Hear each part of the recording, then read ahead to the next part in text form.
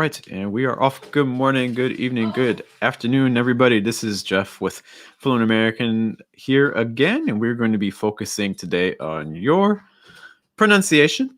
Okay, so as you can see, I've posted in the chat box on YouTube a link where you can send your own audio files for us to take a look at. So that's kind of our goal for today, is to talk about answers to some questions that I was asked recently or that I found recently.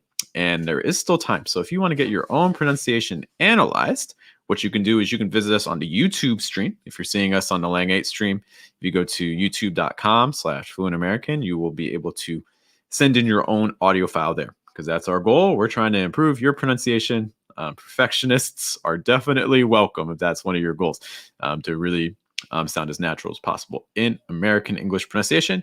Hello to Sales Recordings. Great to see you. Thanks for joining us today. So again, send in your own pronunciation files so we can take a look at them. We're specifically going to be looking at this sentence. Okay. Now, if there are other things that you have questions about for pronunciation as well, you can, through that same link using Vocaroo, you can send me an audio file too. So if you have specific questions about your own pronunciation for other things besides our sentence, you can also send me a link there and attach it to the document, and I'll be happy to take a look at it too. But the standard thing that we're going to be taking a look at is this sentence, and I'll also post it in the chat box on YouTube, and you can see this here.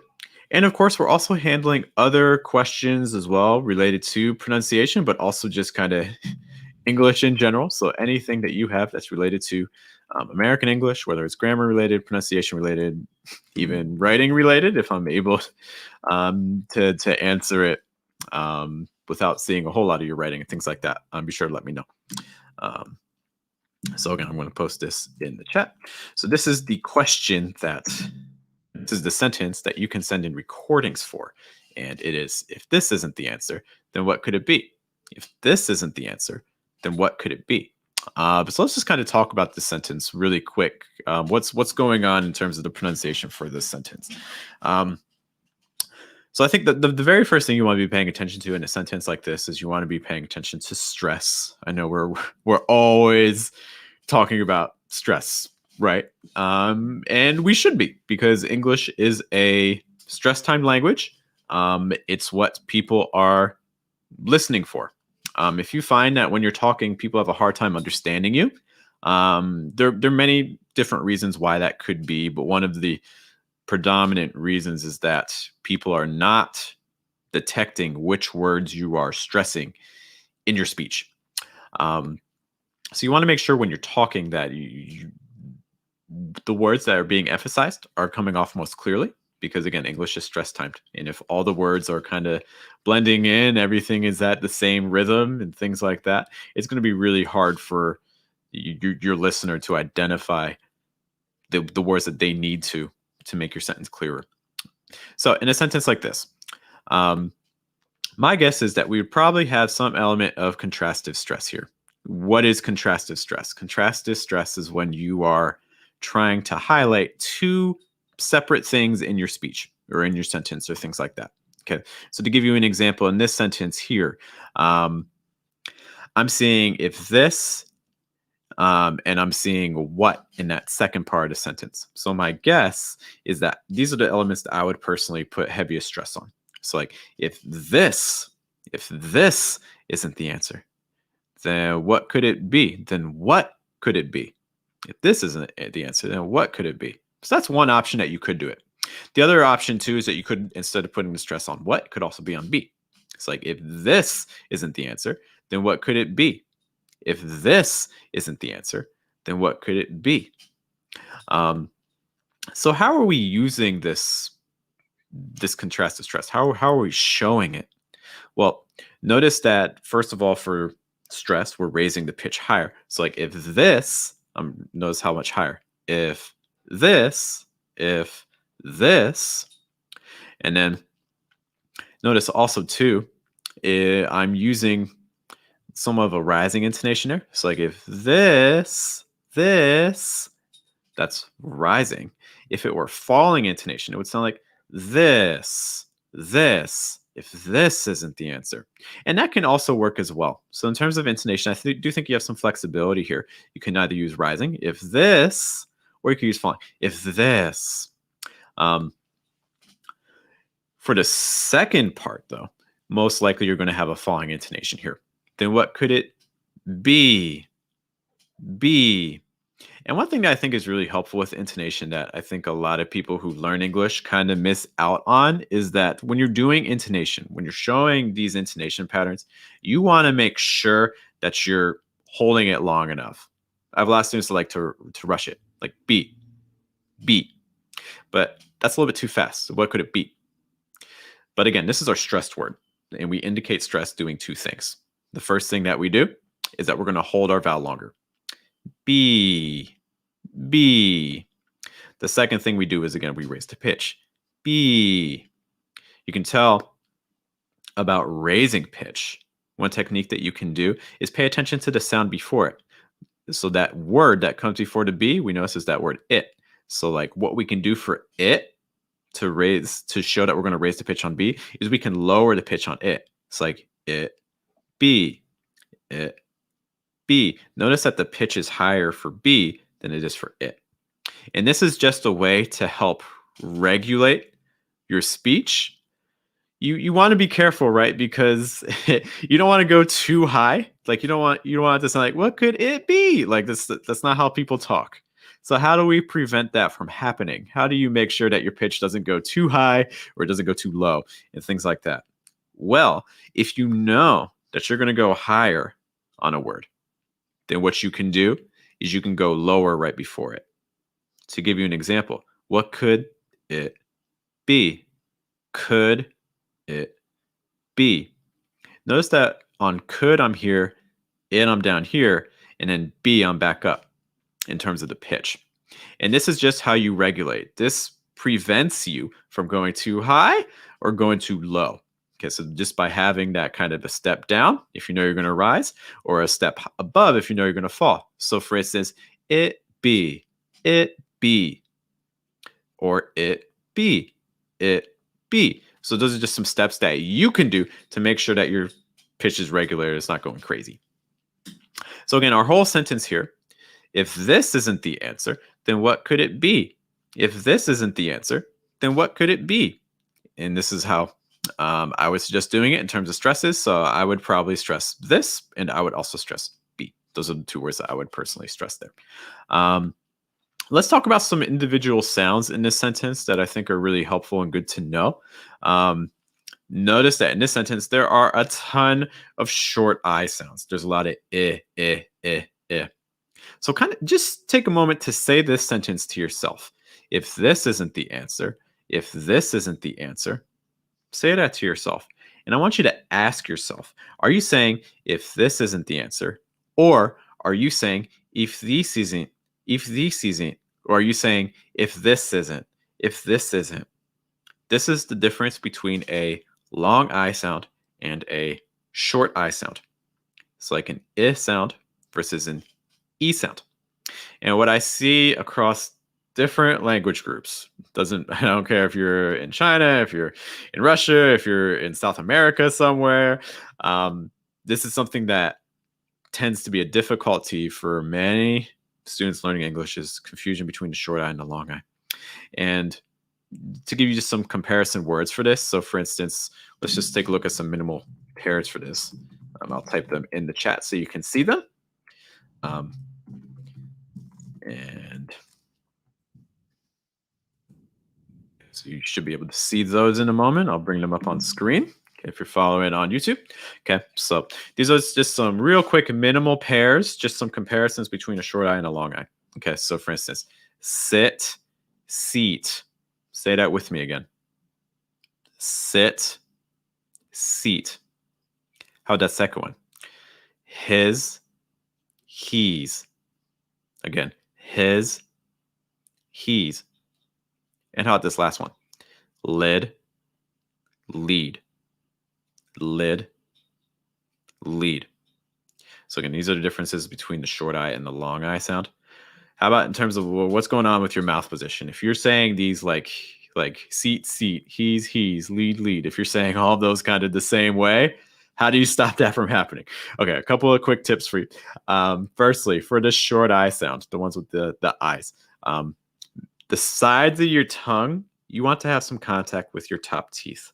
So a tip is it's almost like you're biting very gently, biting the sides of your tongue. Okay, so try to get that contact on the sides of your tongue. The very back of your tongue is down, and the front of your tongue can also be down as well. The middle of your tongue will be slightly raised, but don't go too high. The other key thing for this is the key for all sounds in English. If you've seen our videos before, you know we're always talking about placement. It's going to be the same thing here. You want to make sure that you're projecting from your throat. Okay, so let's hold this vowel sound. See if you can just get this sound for the short I really quick.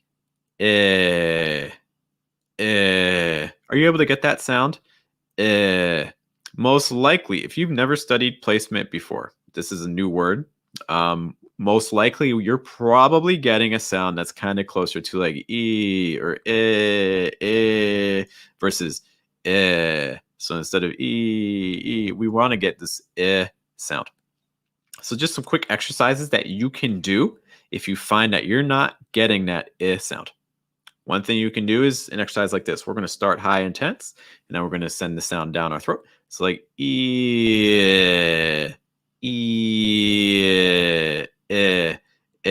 So notice I started up here, and then I just shifted where the sound is projecting from. A lot lower.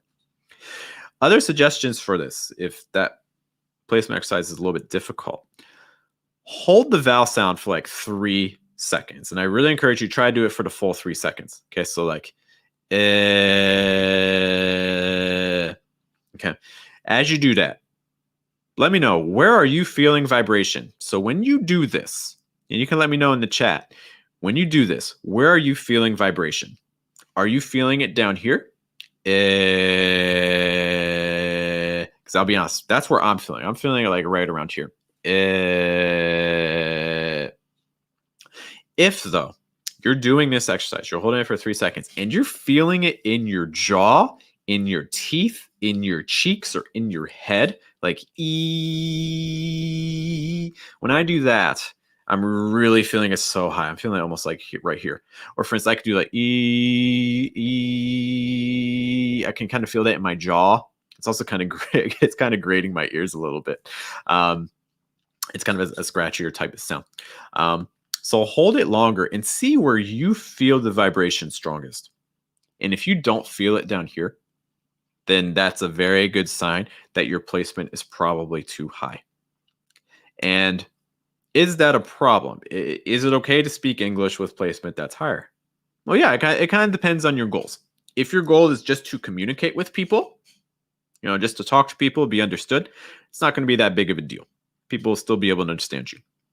If your goal, though, is to sound natural, and let's be honest, a lot of the people that are seeing my videos and things like that are people who are perfectionists, or people who are super interested in pronunciation, are people who maybe are tired of people asking them like where they're from or things like that. They just want to kind of live their lives without people commenting on their accent or their pronunciation. And I totally get that. I've had similar experiences myself in other places. So if you're tired of those types of questions, or if you're just trying to sound natural, you're just trying to fit in more in your community. Maybe, for instance, you move to the US, then placement's going to be a huge thing for you. You want to make sure it's coming from here, because this is not just true for the short I sound. This is true for every sound in American English. Vowel sounds, consonant sounds. For instance, this is true for vowels again, like E or I, like the short I and the long I that we're looking at now. This is true for consonants, for instance, like the letter R, like One issue I see with R sounds with a lot of my students is they're pronouncing it like up here. They're doing like or as opposed to The only difference is that I'm just shifting it lower in my throat. In terms of my tongue position, it's always the same. So placement has a huge impact on how you pronounce things. To give an example too, if you go to the community tab on my page, I recently did a video where I've never studied Portuguese before. but Rod, the English teacher, from his channel, he invited me to say some words in Portuguese.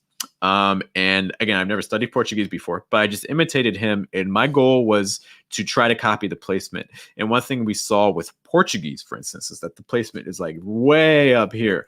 Like instead of what would sound like mal in English, like mal, it's going to sound like mal, mal, like it's a lot higher. Oh, as opposed to ow, ow. Can you hear the difference there? The difference is entirely about placement. Thanks to George or Jorge on the Lang 8 stream. For sending to heart. I appreciate that. So placement has a huge impact on sounds. If you're able to get the placement right, I don't care what your mouth position is. I don't care where your tongue is or what your lips are doing. You're already going to sound much closer to sounding natural, sounding like a native speaker, in all honesty. Okay. Placement. So we talked a lot about placement for that short I sound. Placement is also going to be a factor for the long I sound as well. So for instance, like E, and again, I would encourage you to do a similar exercise. See if you can hold that vowel for like 3 seconds. Okay. Like E. Do that. Let me know, where are you feeling that? So in the comments, let me know where you're feeling that. Are you feeling that in your throat? Or are you feeling that up here? Like when you say E. I'll be honest, if you're pronouncing a sound that's more like this, like E, if you're pronouncing that sort of sound, I'm really feeling it way up higher towards the back of my mouth, but it's more at the top of my throat. And my whole head feels like it's vibrating. It's like E. And, you know, depending on how hard I do it, it actually feels slightly annoying. Like it's kind of grating my head a little bit. As opposed to E. Thanks to Lizzie for the follow on the Lang 8. So again, the more natural placement would be more like it's a lot more. I think a good word for it is like resonant. You can feel so much more vibration in your throat and in your chest area too, like as opposed to which again to me is again more of a grating sound, a little screechier and much higher. Okay. We have a question here from Ed. Who recently, actually, he just won our Wednesday giveaway. So cheers to Ed. So he gets the free 7 days in our Telegram group. Excited to hear his audio. So he asked, does the tongue need to go down too when lowering the placement? No, it doesn't really. Again, like, don't get me wrong, like tongue position has an impact on sound. I'm not going to deny that. But if you have to choose between placement and tongue position, placement, I would like 7 days a week. I'm choosing placement. Twice on Sunday. And I'll give you an example. Let's take a look, for instance, at the ah sound. Okay, so like ah, for instance, like in a word like stop. Okay, so I'm going to just hold the tip of my tongue against the bottom of my mouth here, and I'm going to show you what that sounds like for me with a high placement and with a lower placement, and I'm not going to move my tongue. Okay, so let's start with the high placement. Ah versus ah. So again,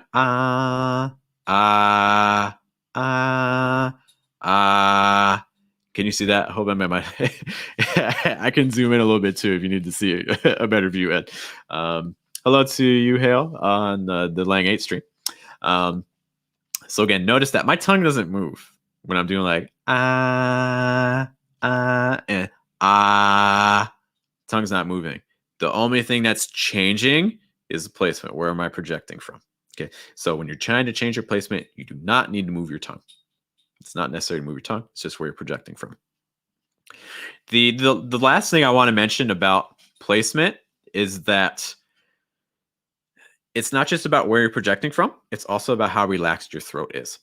Okay, so for instance, let's go back to the E sound, the long I. This is one of the most common sounds. It's almost a universal sound. Almost every language has this. Most likely, if you're watching this, your language has this E sound. Okay, but most likely your E sound sounds different than mine because your placement is probably higher. You're probably saying something again like E, like he or she or me, whereas I would say like he, she, me. This is also true, for instance, at the end of words. So, for instance, how about like a word like happy?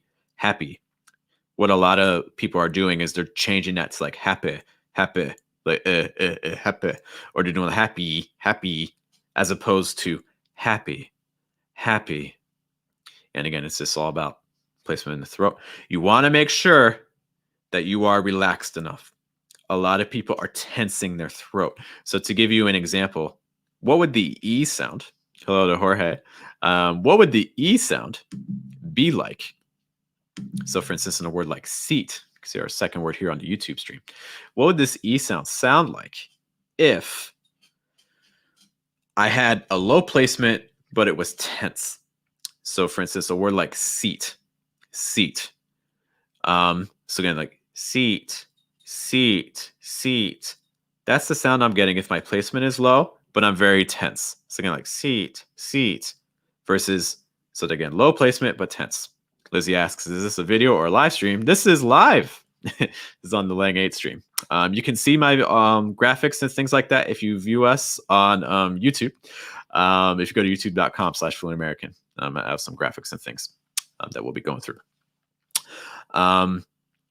So again, so like the difference between seat with a low tense placement, like seat, seat, versus seat, seat. Can you hear a difference between those? The only difference is the placement. Placement is in the same spot, but seat, seat, very tense, versus seat, seat, much more relaxed. And when I say relaxed in the throat, what I mean is more open. Nothing should be tense. Like if you feel any sort of like muscle movement, or you can even like watch yourself in the mirror. Like if you're like, you can kind of see like I'm tensing right here. Let me move that on the YouTube. It's like, you know, if you're seeing movement in your neck area or something like that, that means you're like way too tense. Relax them more. Nothing should be tense here in terms of your muscles. Okay. Yuhel mentions that they'll give a sub. Hey, I'm always looking for subs. If you're learning something new, this is for everybody. If you're learning something from the stream, please, you know, support, liking, subscribing, and the big thing nowadays is sharing. You know, trying to get this good news out to everybody. So to share it to people that you think are interested in American English pronunciation. Sales Recordings asks, can you please give us some exercises that can change placement? So I do have a whole playlist of videos that kind of go through everything I'm talking about. I specifically made a playlist that just talks about placement. That's all the whole all the videos talk about the basics, but then it also goes through examples of vowel sounds. So for instance, I have a video that talks about placement for like the sound, for instance, on the word like would or could. I have a video that talks about placement for the long I sound, kind of like what we just mentioned here. Give me a moment to find it. I will send it. I'll place that in the chat. Sales, we can do some quick exercises here as well. Let's kind of use the words that I have posted. I'll put them back on the screen. Okay, I will also post the playlist. So for anyone who's interested in placement, focusing on placement, and I think, you know, if you only study one part of pronunciation in American English, placement's the best one. It's the first one I always recommend. So you can check out these videos here that just kind of go through. Right now, there's not that many. It's like 8 videos. But let's again, so we asking about some exercises for placement. So let's do it. So let's go through this. The first time, I'm going to say each of these words individually, and you can see them if you're on the YouTube stream. If you're following me on Lang 8, then you'll just have to listen to me. So I'm going to say each of these words. The first time I'm going to say it tense. And then the second time I'm going to say it relaxed. And I'll say it a third time going from tensed to relaxed. And I would encourage you, if you're in a place where you're by yourself, if you're self-conscious, or you're in a place where you feel comfortable kind of talking out loud and people won't stare at you like you're crazy, or you don't care if people stare at you like you're crazy, that's great. And I really encourage you to repeat after me. You know, pronunciation exercises, if you want to study pronunciation, you have to pronounce and you have to talk. Okay, so let's do it together. So again, first time tense, second time relaxed, third time going from tense to relaxed. Okay. Hello to B Basma, and in the chat room might be BB Asma. So again, seat, or seat, sit, sit, it, sit. Okay, so that's for the first word. Second word, seat, seat, seat. Third word, his, his, his. Our next one, he's, he's, he's. Okay, so again, getting that placement nice and lower in the throat. Our next one here, LID. It's like lid, lid, lid. And the last one, lead, lead, lead. Okay, so that's just a quick practice exercise. And these are things that you can do with any word, honestly. Another thing that can be helpful too is if you're finding this exercise difficult with words, then another good place to start maybe just with the vowel sound. So for instance, instead of doing like e, maybe we could just focus on the I sound for a moment. It's like eh, eh, eh, and doing exercises like that. I think that can be helpful as well. Okay.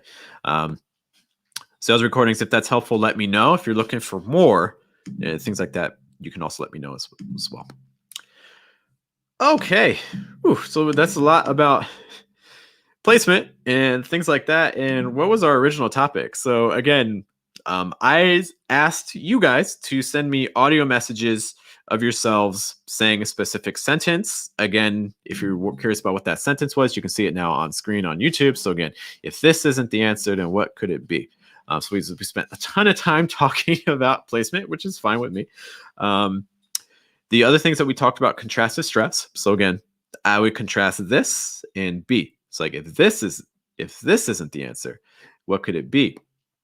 And you could play with other stresses as well. And I think that's kind of a helpful exercise too. You know, when you have sentences, when you're practicing pronunciation, just try out different stresses, see what it sounds like. How does it change the meaning even? So for instance, the original was, if this isn't the answer, then what could it be? Well, you could also do, if this isn't the answer, then what could it be? Or you could also do, if this isn't the answer, then what could it be? You know, so just kind of practice saying sentences and moving the stress and get an idea of how that sounds. Because I think what a lot of students are doing is they're saying sentences, but they're not always paying attention to what word they're stressing.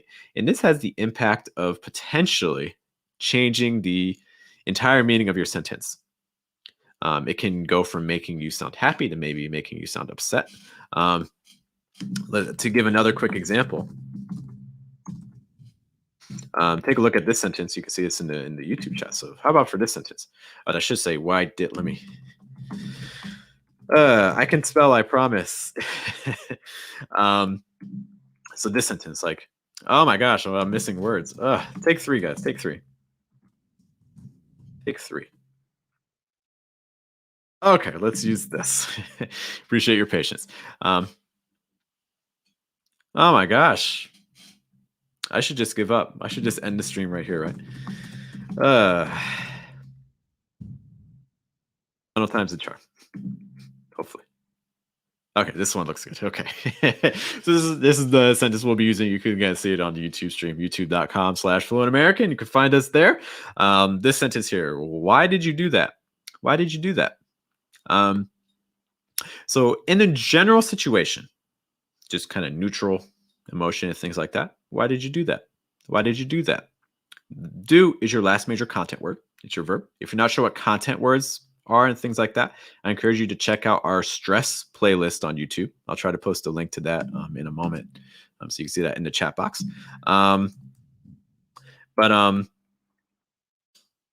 Do is your last major content word. So that's the word that you would expect to be stressed in a general situation. Like, oh, why did you do that? Why did you do that? But maybe you want to emphasize the person. So what you say, oh, why did you do that? Why did you do that? I told your sister to do that. Why did you do that? So again, notice that the meaning's changing. Or maybe I'm really, really frustrated. Like, oh, why did you do that? Why did you do that?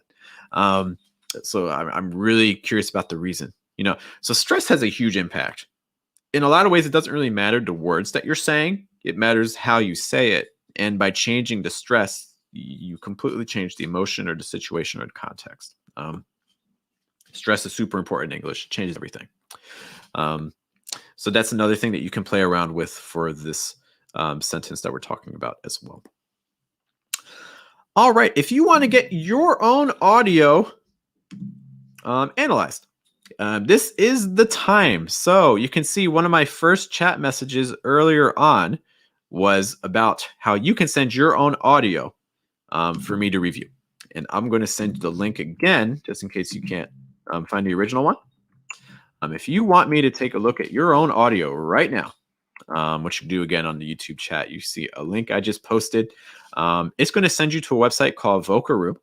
And on Vocaroo, what you can do is you can record your own audio, and it's going to give you a link.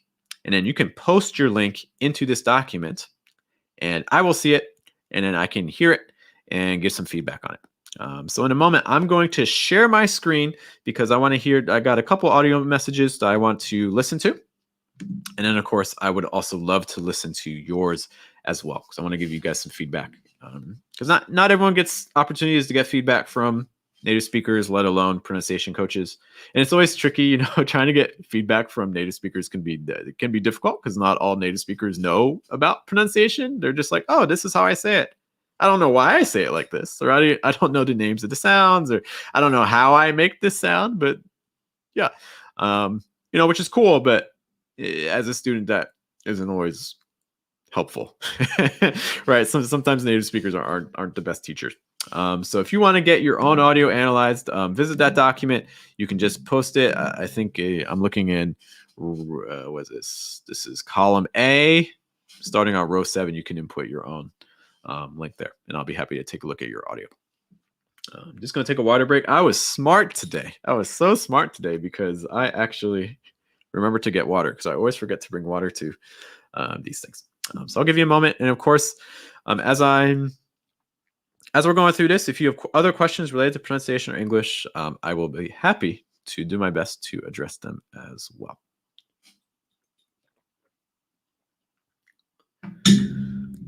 Okay, so let's share our screen. Let's see what people have sent me. In addition to the files right now, I'm seeing 2. So in addition to the 2 files that we'll take a look at, I also have some audio files from some native speakers saying the same phrase or very similar phrases that we can also analyze as well. Okay. And if you're following on the Lang 8 stream, unfortunately, you will not be able to hear this. But if you look at us on the YouTube stream, you will be able to hear. So be sure to join us there. All right. You will see me putting on my headphones, so that way I can hear the audio and it doesn't interfere and get on our sound. Just give me a moment to do that. Saw me trying to eat the cord. All right. And again, you can send me your own audio files in the link in the chat. And let's take a look. Let me share my screen.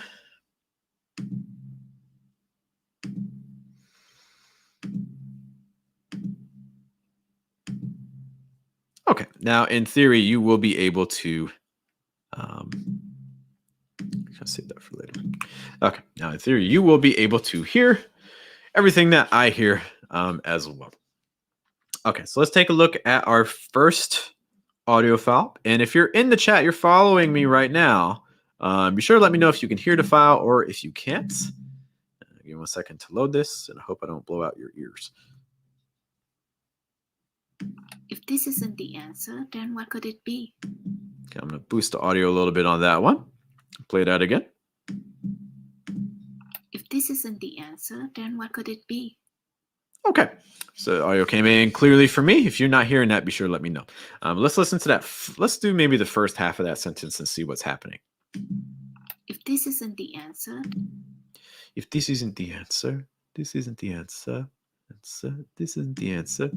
And I think, this is actually kind of a good practice. When I'm listening to my pronunciation students, I always like to try to imitate them as best I can. I want to get, thank you so much for letting me know you can hear that. I really appreciate it. I haven't seen you in a while, man. Hey, it's good to see you. Thanks for stopping by. So when you're saying, if this isn't the, what was I saying? I really like to when I'm listening to my students, I like to try to get as close as I can to how they sound, because I want to understand what mouth positions are they doing? Where is their placement? And that kind of gives me an idea, when I'm giving feedback, to be like, oh, I feel like when I make that sound, my tongue has to go up here. Or when I make that sound, I have to raise my placement a lot. So it helps me get a better idea of what they're doing. I think it's also a good practice for you. As we go through this, I would encourage you to try to imitate. I would try to imitate what you hear as well, because what we want to do is, I want you to build awareness. I want you to start having an idea of like, oh, I think the back of my tongue is high, or oh, I think the back of my tongue is low, or oh, I think the front of my tongue is high, or I think my placement's like around here, but I need it down here. I want you to begin getting an idea of how your mouth works and where locations are. Because what I see with a lot of students is, for instance, I'll say, oh, the back of your tongue's really high. But they'll be like, okay, how do I know that? Like, how do you know the back of your tongue is high? So just to kind of give you some context before we get into the analysis, just some sounds to help you understand what your mouth is doing when you're making different sounds. So let's start off making like an ah sound. See if you can make that sound for me. Ah, ah. So if you're making that ah sound, and I'm trusting that you are, because most languages have an ah sound. It's one of our universal languages. So when you're making an ah sound, you're lowering the back of your tongue and you're lowering the front. You're keeping your tongue really low. So like, for instance, when I open my mouth, you should be able to see back into my throat, like ah, ah. Should be able to see way far back, right? So this is really key. I'm mentioning there's a lot going on. Yeah, man, life happens. I totally get that. So that's really going to be key, is making sure that the back of your tongue is down for the ah sound. And you're like, okay, great. So that's the back of my tongue lower. But how do I know that the back of my tongue is high? Well, for instance, try making like a k, k, like a K type sound. Again, this is a pretty universal sound as well. K, k, k. What you're doing now is you're raising the back of your tongue to make some contact with the top of your mouth. K, k, k. Okay. So that's trying to just give you some ideas about the back of your tongue. Some other things. So for instance, how about the front of your tongue? Well, for instance, how about like an N, like n, n? Well, for that N sound, I'm raising the front of my tongue to the top of my mouth, like n, n, n. Okay, great. How about for the front of my tongue down, like So like, see if you can make that sound. What I'm doing is the front of my tongue is down, touching the bottom of my mouth, and the back of my tongue slightly high. And for instance, that's helpful for a sound, for instance, like a dark L sound. So for instance, in a word like little, that front of your tongue is down and the back of your tongue is high a bit.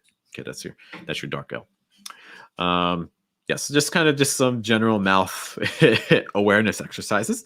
All right, let's listen again to the first half of this sentence. And again, you can find it if you see us on the YouTube stream, you'll be able to hear it.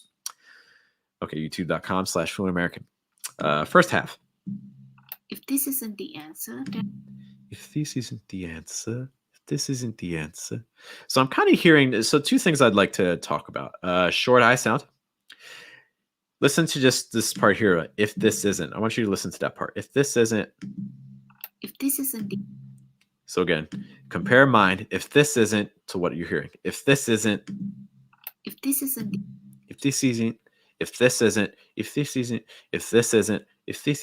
Can you hear the difference between those? And again, I'm slightly exaggerating. if this isn't versus if this isn't. So what I'm hearing is a long I type sound. It's like an this is, versus a short I sound, like this is. Can you hear the difference between those? If you're listening to this and you can't hear a difference, that's okay. Don't get frustrated. That means that we are not noticing the sound. And if you are not noticing the sound, that just means that you haven't been exposed to it enough. So by doing like targeted listening, by doing lots of listening between short I and long I, what you will notice after a couple of weeks is that you will actually start hearing the difference more. You can't pronounce the sound you can't hear. And that's actually one of the things for all my pronunciation students that they notice is that as your pronunciation improves, your listening improves because you just do a better job of of hearing sounds, which I guess you would expect, right? But it's something that some people don't think about. So your listening is going to improve as your pronunciation improves. So that's the first thing. I'm hearing like a theses versus a this is. So like long I, short I sound, some confusion there. Also, want to take a look at the end of that sound. If this isn't the answer, then Answer. Let's take a look at that word. isn't the answer, then Answer. Our R sound is very soft. And one of the biggest separations between American English pronunciation and British English pronunciation is that in American English pronunciation, your R sounds are always going to be strong. You see an R in American English, and you can assume that it's going to be nice and like okay. But instead, what I'm hearing here, I'm hearing like answer, and this is tricky because I would say not so much in like if you're in South America right now, I don't know if this applies to you as much. So I don't see this with my like Brazilian students or Colombian students and things like that. I don't see this as often. But if you're in Asia or if you're in Europe, where a lot of the education historically has been about British English, and this isn't actually even true. I wouldn't say this even applies to the Middle East. The Middle East right now seems to be really focused more on like American English accents. I would say in general. But if you're in Asia, or if you're in Europe, you've probably been very flavored by British English pronunciation. And so you're probably used to saying things like the word answer, probably making that R sound a little bit soft at the end. It's like answer, as opposed to answer. So that's one thing I'd really be mindful of, is trying to get those R sounds nice and strong in American English pronunciation. So again, what I'm hearing in this sentence, I'm hearing like, if this isn't the answer, you can hear that. if this isn't the answer, then Okay. So how about the second half of the sentence? What we got going on? answer, then what could it be? Then what could it be? The answer, then what could it be? What could it be? Answer, then what could it be? Okay. So two things I want to mention here. Thank you, Omar, on Langate for the follow. Two things I want to mention here. I want to mention a little bit about some held sounds for your consonants, because the consonant sounds sound very strong to me. And also I want to talk about the sound. So for instance, could. Let's actually start with that second point. Matty Chuck, I'm sorry if I'm mispronouncing it, or Matty Chuck, or Chuk. Thanks for the follow on Langate as well. Let's listen to Wood. I'm going to play this audio again. And again, if you follow on the Langate stream, you will not hear this. You need to go to youtube.com/FluentAmerican to hear it there. But let's listen again to that part. Answer, then what could it be? What could it? Answer, then what could it? What could it? What could it? Versus what could it? So I think again the placement might be a little bit high. I'm hearing like ku versus k. So it's a ku or could. And if you're like a lot of my students, you may even pronounce this as like could, like COLUD. Could. Just say that for me really quick. Could. Okay. And let me know if you're following this. Like, how are you saying could? Are you saying like could? I'll call that option A. If you're saying like could, maybe your placement's too high. Could. I'll say like option B, like could. Or are you doing this, what you think is like perfect pronunciation, where your placement is nice and low and things are relaxed enough? And we'll call that option C, like could. Okay. So again, option A would be like could, option B like could, and option C would be like could. Which one do you think is closest to you? Okay, you can let me know in the comments what you're feeling there. But again, trying to get that placement low enough and trying to make sure it's not tense enough. You'll know it's too tense if you're getting like could versus could. Also notice my mouth position too. Like when I'm doing it ku, my lips are a little tenser and a little smaller. Versus could, my mouth's a little bit more open. So that's another strategy you can do to try to get more air through, is opening your mouth a little bit wider. Hello to Khaled with the wave. Great to see you. Thanks for joining us on the Langate stream. Let's listen to that one more time. If this isn't the answer, then what could it be? Then what could it be? B. Actually liked how she said the word B. So then what could it be? B. To me, I like the placement there. I think the placement there is pretty relaxed. So I think my two biggest suggestions are long I, short I, and also a little bit more relaxing on that could stem. And also R. So three suggestions. Sorry, three suggestions. R sound, sound, and short I, long I. Call to ask how I'm doing. I'm doing great, man. Just teaching some things as best I can. How are you? If you got some questions for me, be sure to let me know. English, pronunciation, life, weekends, things like that. I'm going to take a quick break for some water, and we'll take a look at our second audio. I didn't even notice my cup actually says cookie break. How fitting is that? Kala says they are doing awesome, and that's exactly what we want. I'm so glad to hear that. Hope your family is doing well as well. Let's take a look at our second audio file. And again, a reminder, if you want to get your own pronunciation corrected, I want to help you. So you can do that by adding your own audio file, making a quick recording for me on Vocaroo, and sending me the link. That's the only thing I need to help you out. Carl says they just want to improve their English. I want to improve my English too. Can we do it together? And I see we got another file coming in, which is great. Hello to Jenny. Thank you for joining us on the Lang 8 stream. Okay, so that was M. That was our first one. Let's take a look at the second one here.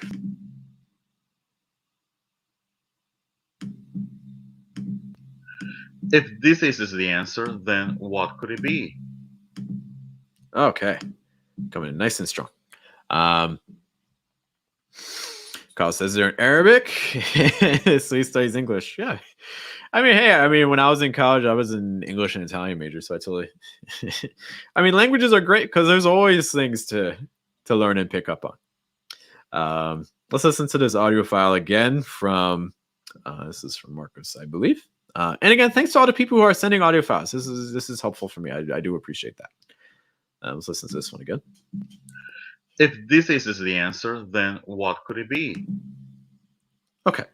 I'm really keen on learning English. Just a note, for people who are more interested in like British English versus American English, like really keen on. While it certainly exists in American English, I would definitely say it's more of a British expression. You won't hear it as often. I would say in North America, you're probably more likely to hear like I'm really interested in it, or I really want to learn more about it, or something, or like I'm passionate about it, or things like that. Okay, let's again for the second audio. Let's kind of listen to this and see what's going on. Let's do the first half. If this is the answer, okay, I feel like I'm getting a little bit of slurring towards the end of that. If this is the answer, like I'm not. If this isn't isn't that held T, I'm kind of missing. It's kind of like rolling into the next part.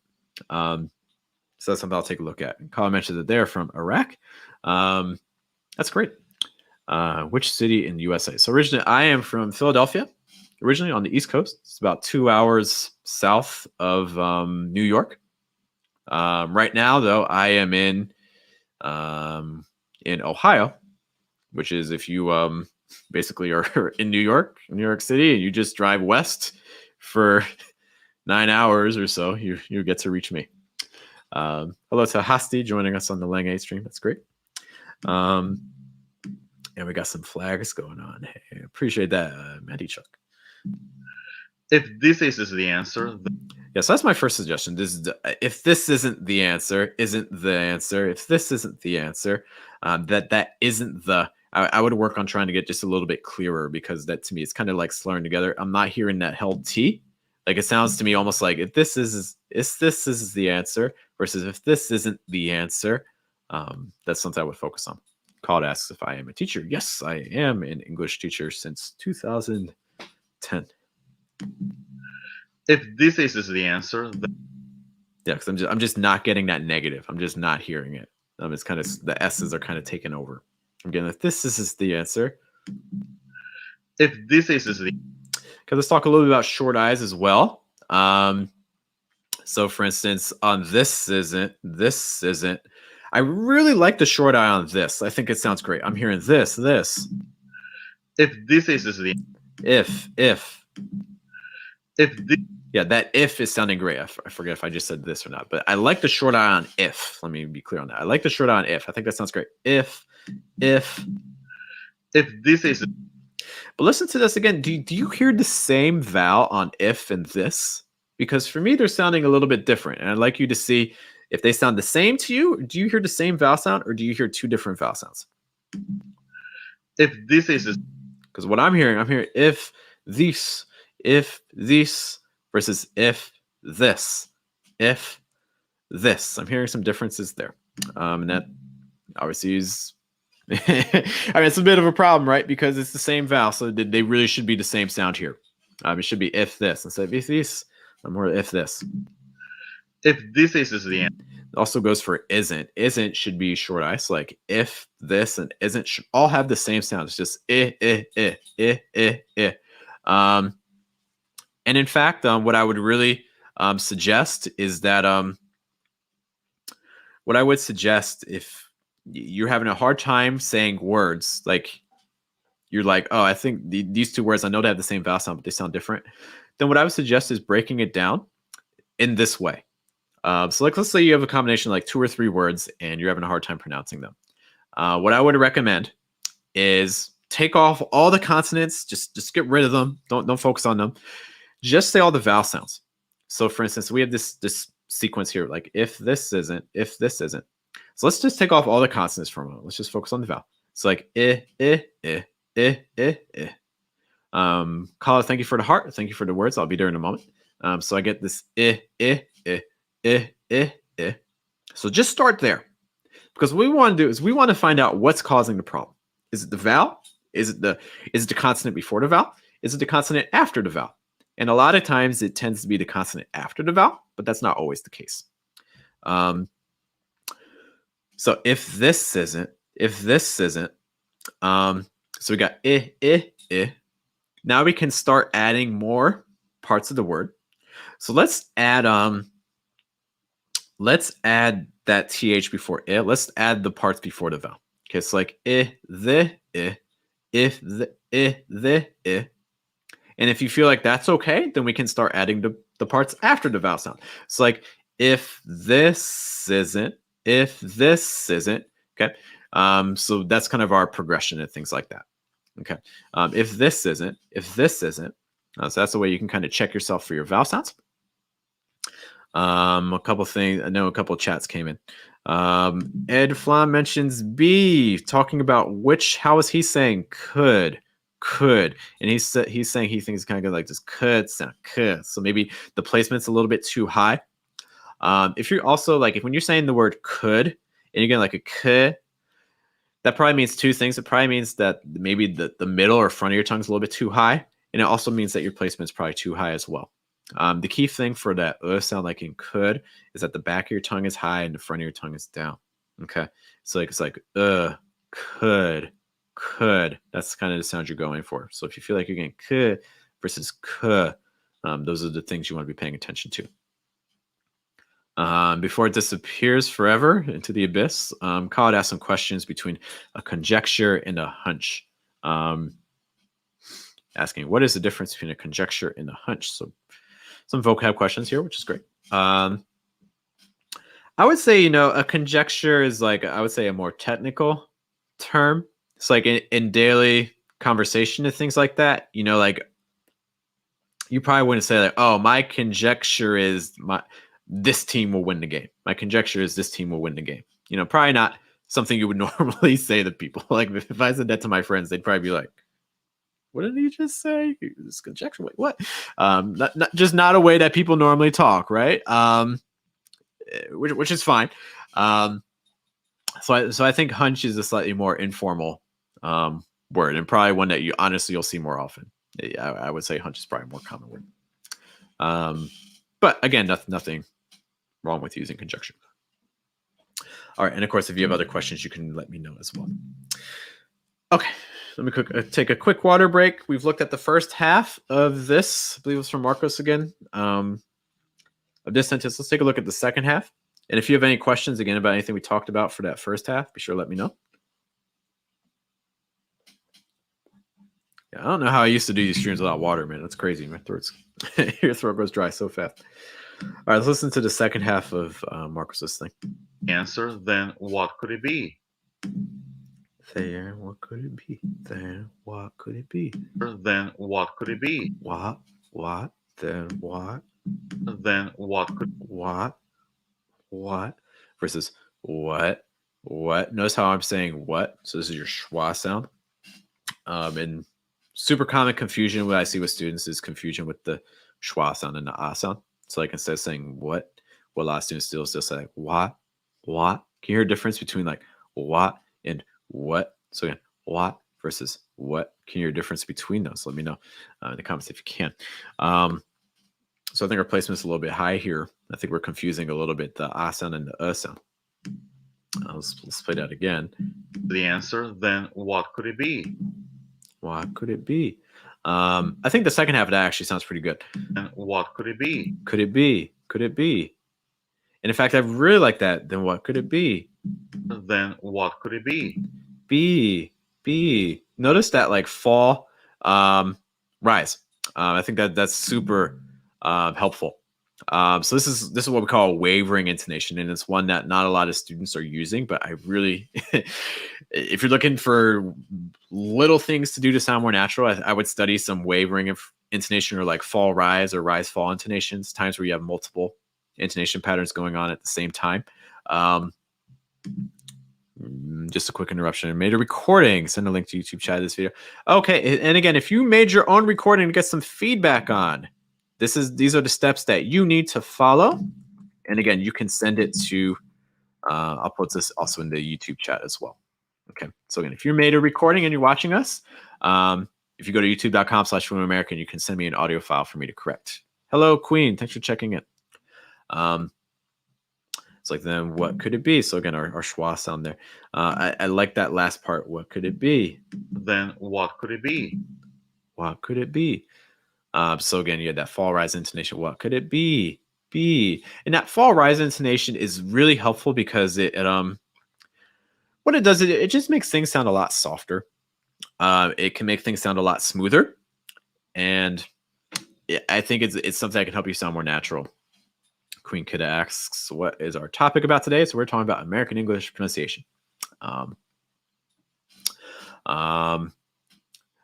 Khalid also wants to make a new note too about the vocab thing. Khalid, what I would say again is that the difference between conjecture and hunch is that I would say hunch is a more common form and something that's more informal. And if you want the full detailed response, check out the live stream and you can back up a couple minutes to see the full response. This is the answer. What could it be? Another quick example of like that fall rise intonation. Let's say, for instance, you're called a doctor's office. It's like you dial their number, you're on the phone, you're waiting for them to get back to you. And then they say, they may say like doctor's office. Notice that following intonation, office. And there's nothing wrong with that. So they're waiting for you to kind of explain why you're calling. Like, hello, doctor's office. But something you could do to just sound a little bit friendlier. And also kind of invite the person to give more information is you can kind of use that fall rise intonation, like doctor's office. So again, fall, fist, rise. So that's again another thing that you can do to just sound a little bit friendlier, a little bit nicer, a little bit more polite. Because again, like doctor's office, that just sounds a little bit cold. It can be professional. There's nothing wrong with it. But like office, doctor's office, just sounds a little bit friendly. So I like that fall rise intonation at the end. The last thing I want to talk about for this audio is the linking. Listen to this again to the first part. If this is the answer, then what could it be? If this is the answer. If this isn't, it's like this isn't. Let's just focus on these two words. Khalid asked if I have an Instagram account. I do. If you look up Instagram, if you look up just Fluent American, you can find me on there.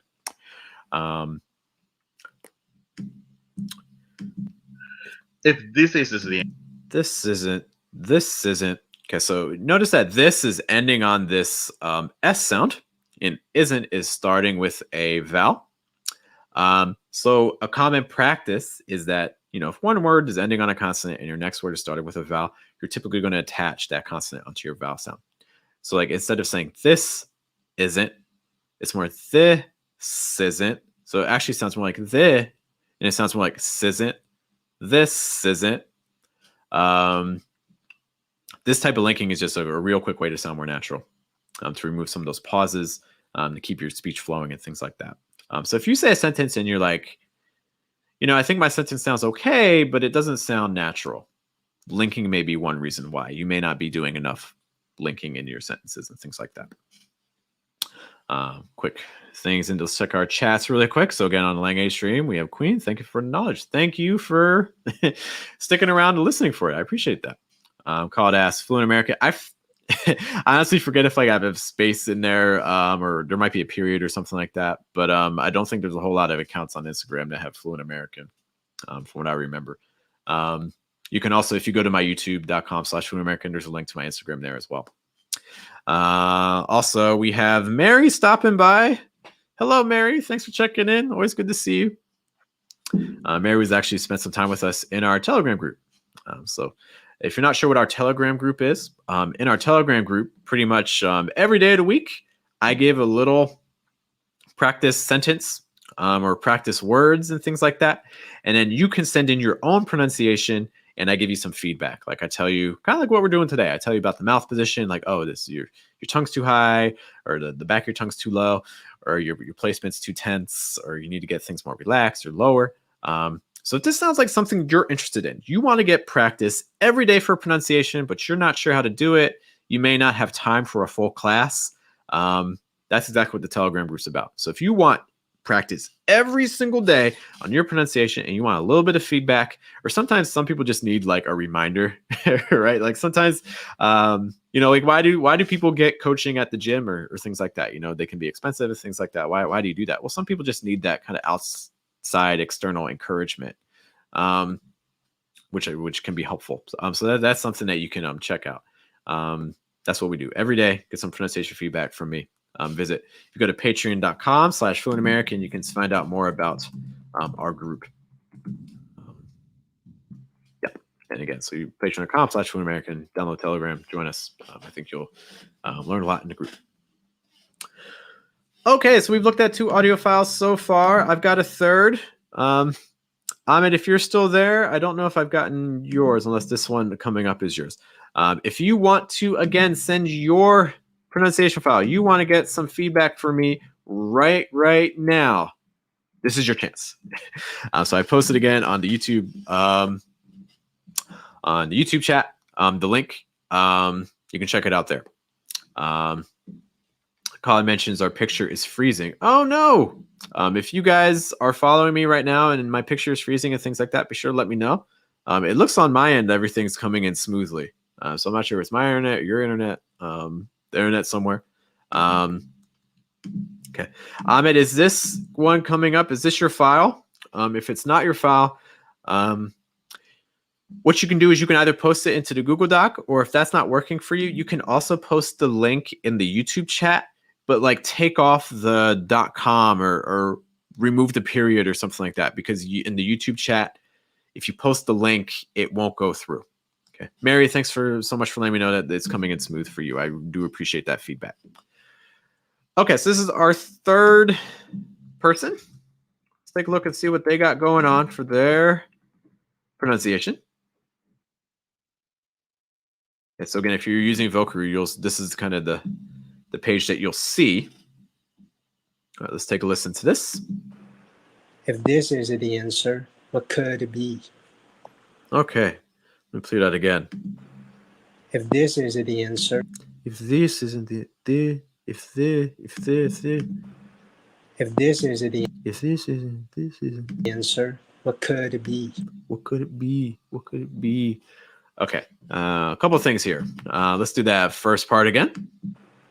If this is the answer, short I sounds. I would say a little bit inconsistent. If this is the answer, Yeah, okay, this is as opposed to this is, this isn't, this isn't, this isn't, this isn't, this isn't, this isn't. Can you hear the difference between those? So what I'm hearing, again, long I, short I. We've been talking about this all video long.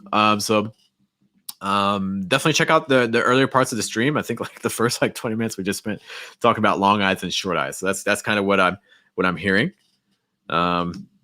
Mary's saying this is an Asian accent.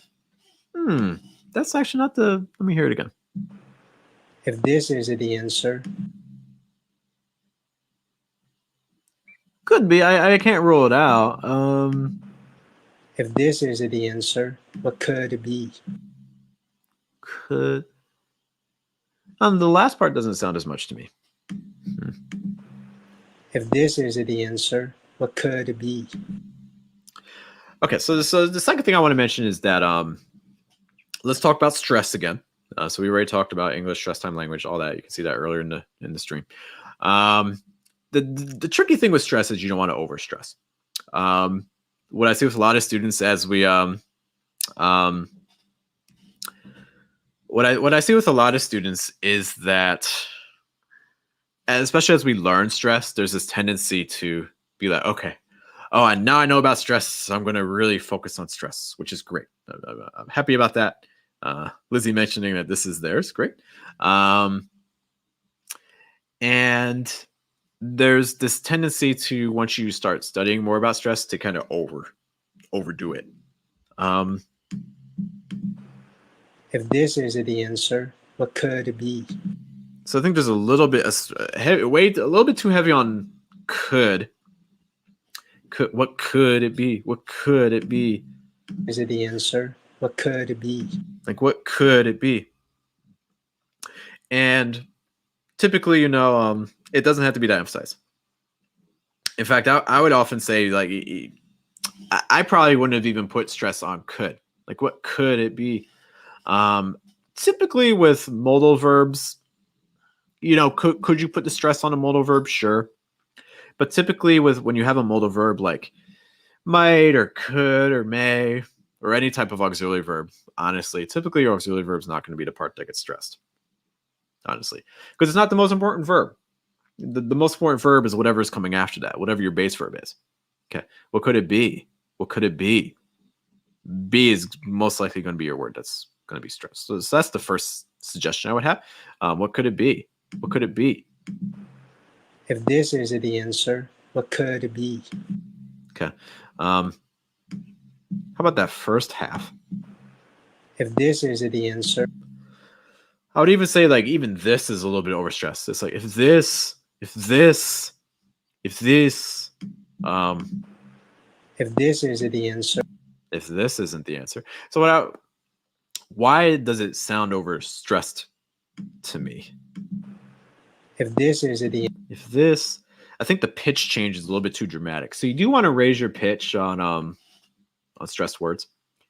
But if you raise your pitch too high, the risk that you have is that it's going to stand out too much. Like if this versus if this. Can you hear a difference between if this and if this? So both of them have a higher pitch, but the second one is a lot more, it's a lot tamer. It's a lot more relaxed.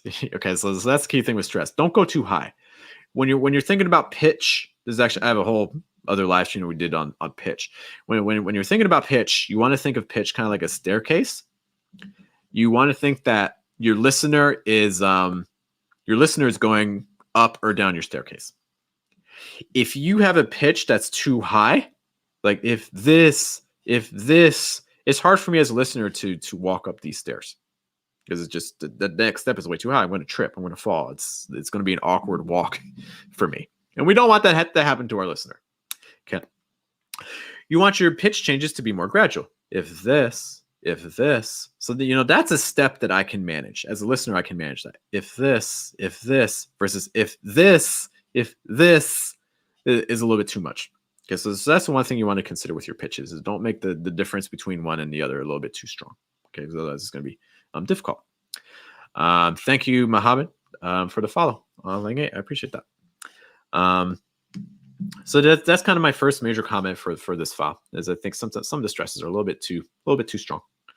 Just tone it down a little bit. I know we get excited about stress, but we don't have to let it carry over too much. How about the next part?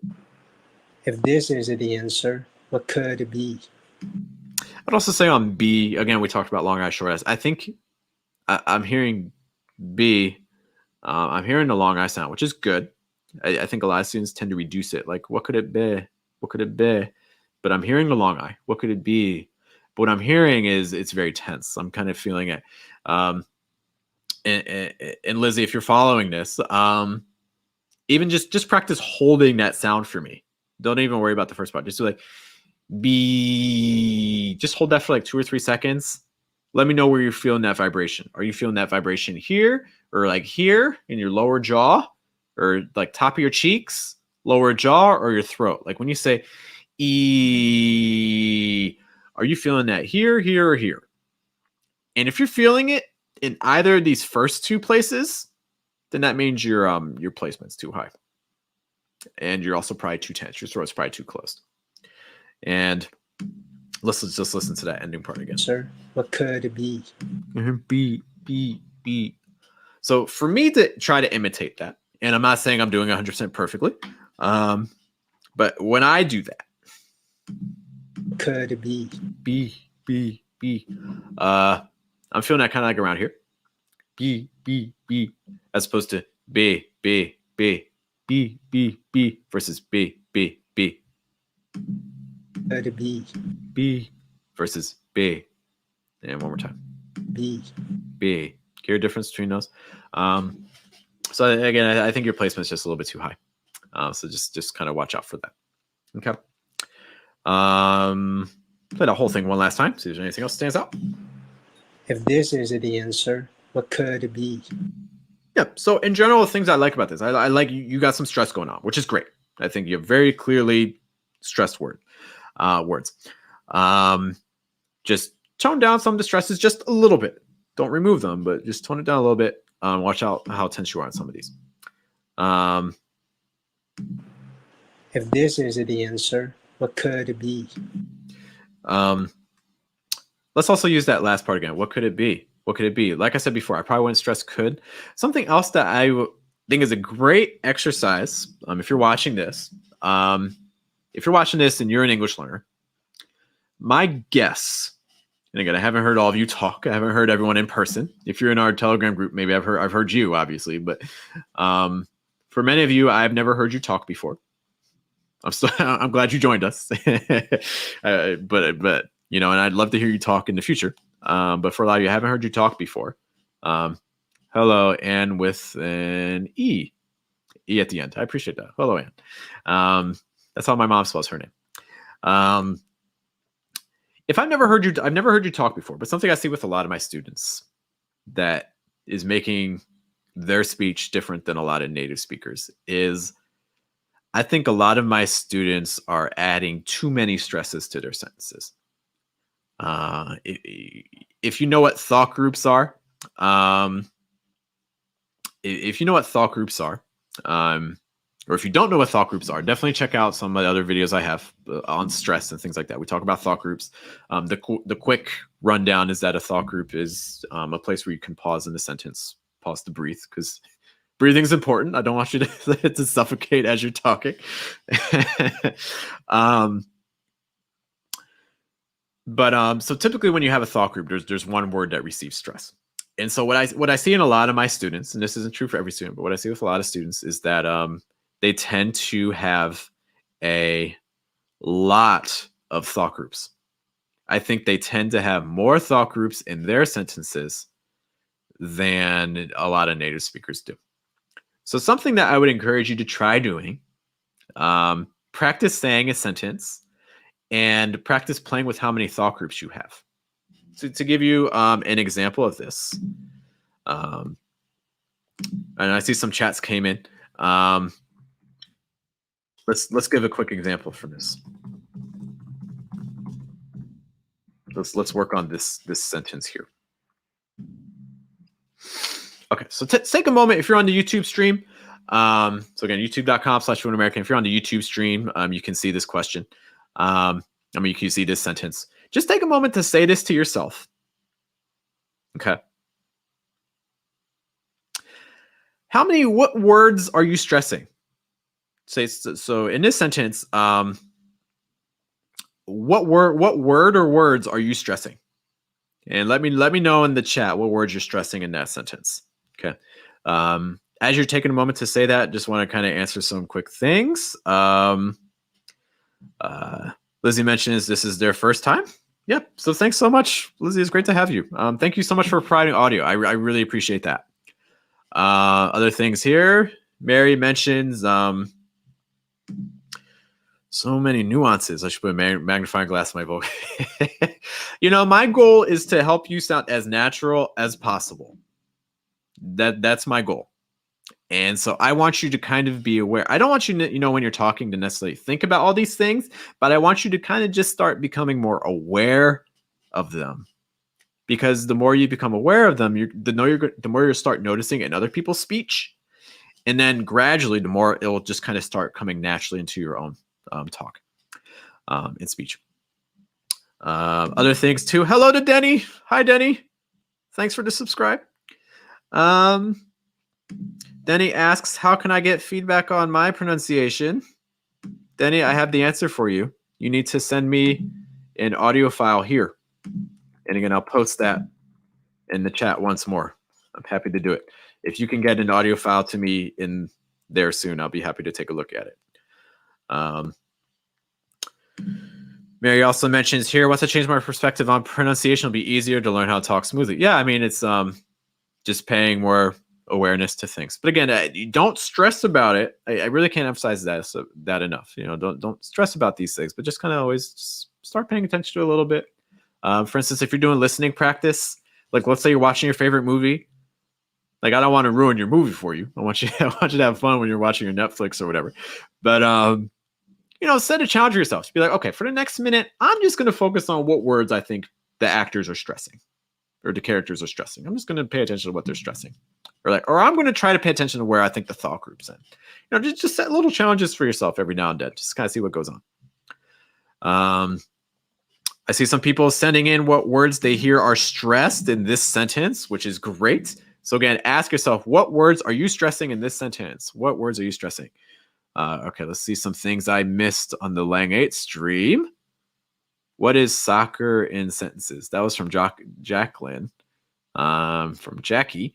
What do you mean by soccer or like thought groups? I think it was thought groups. So again, thought groups are places where you pause in a sentence, kind of the groups of words that commonly go together in a sentence before you pause. So again, that's a thought group. And again, if you go to youtube.com/Fluent American, go to our playlist tab. I have a whole playlist that just talks about stress and thought groups and things like that. So those exercises are definitely there.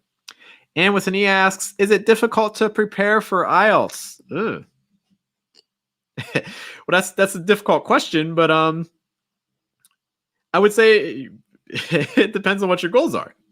If your goal is to just take the test, well, no, you just take the test.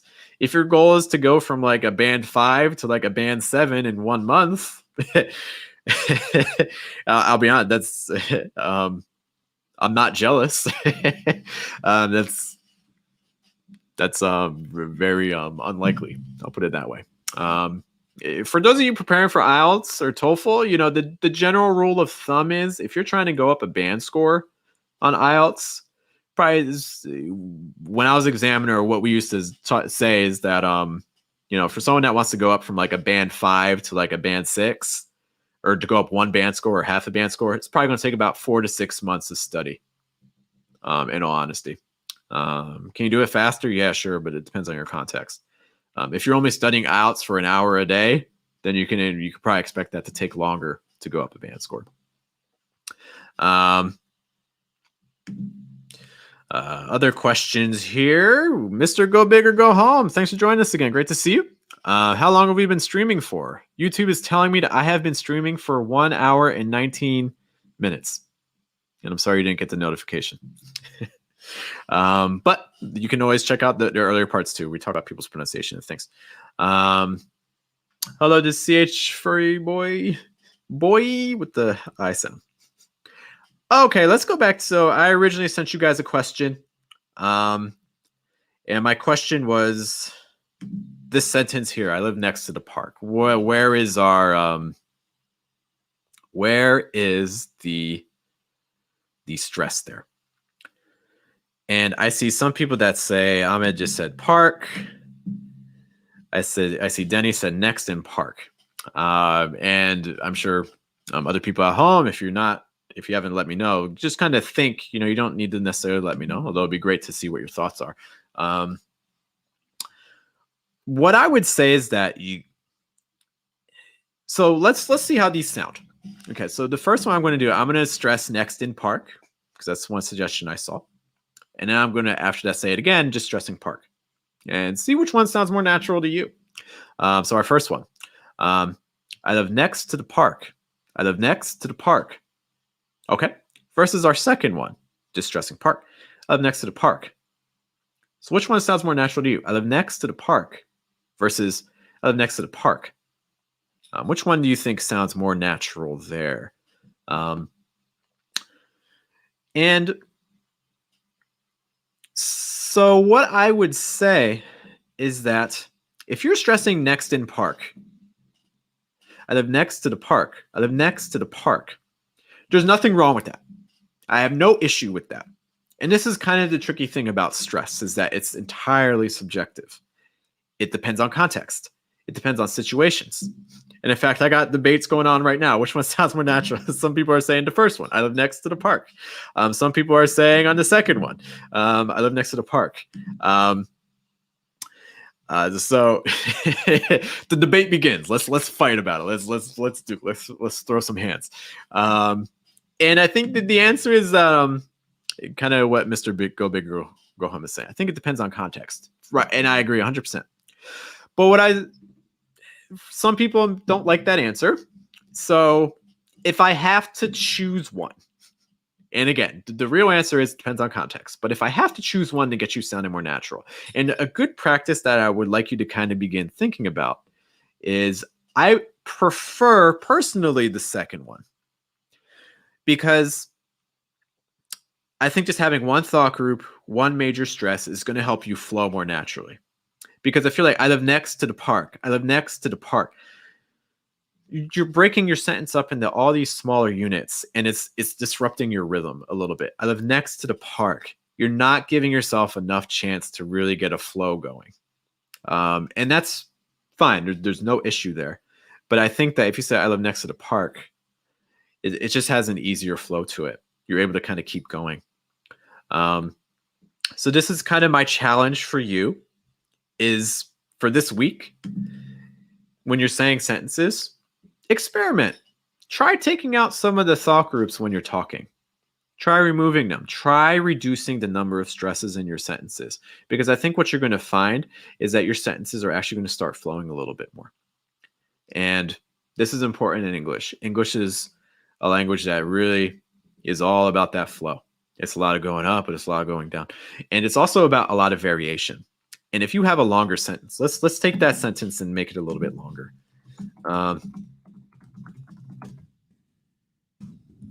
So something like this.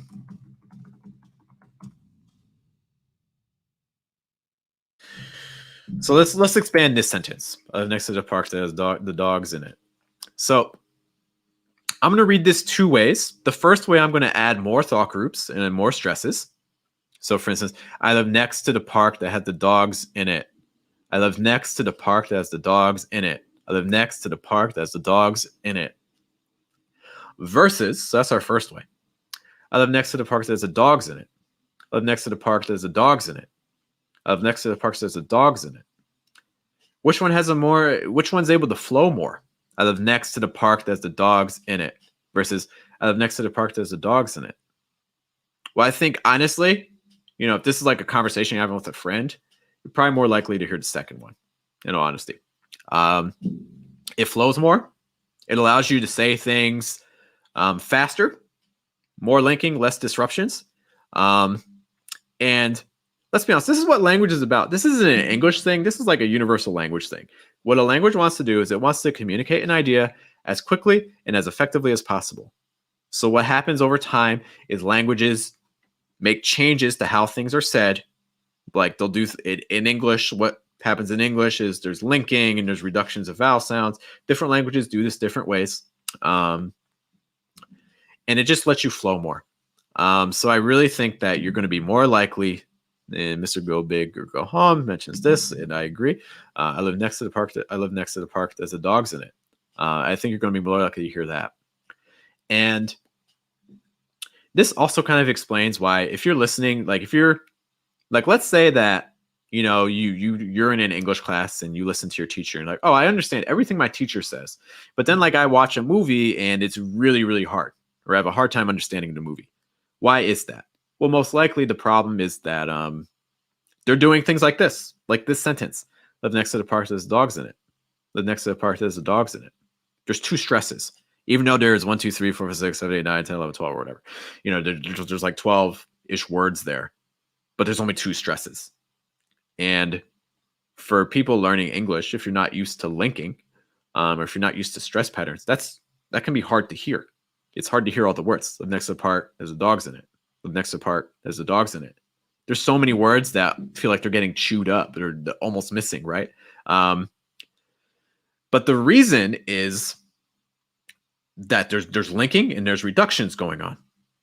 Because that's not to say that the other information, like the I live next to the, that's not to say that that information is not important.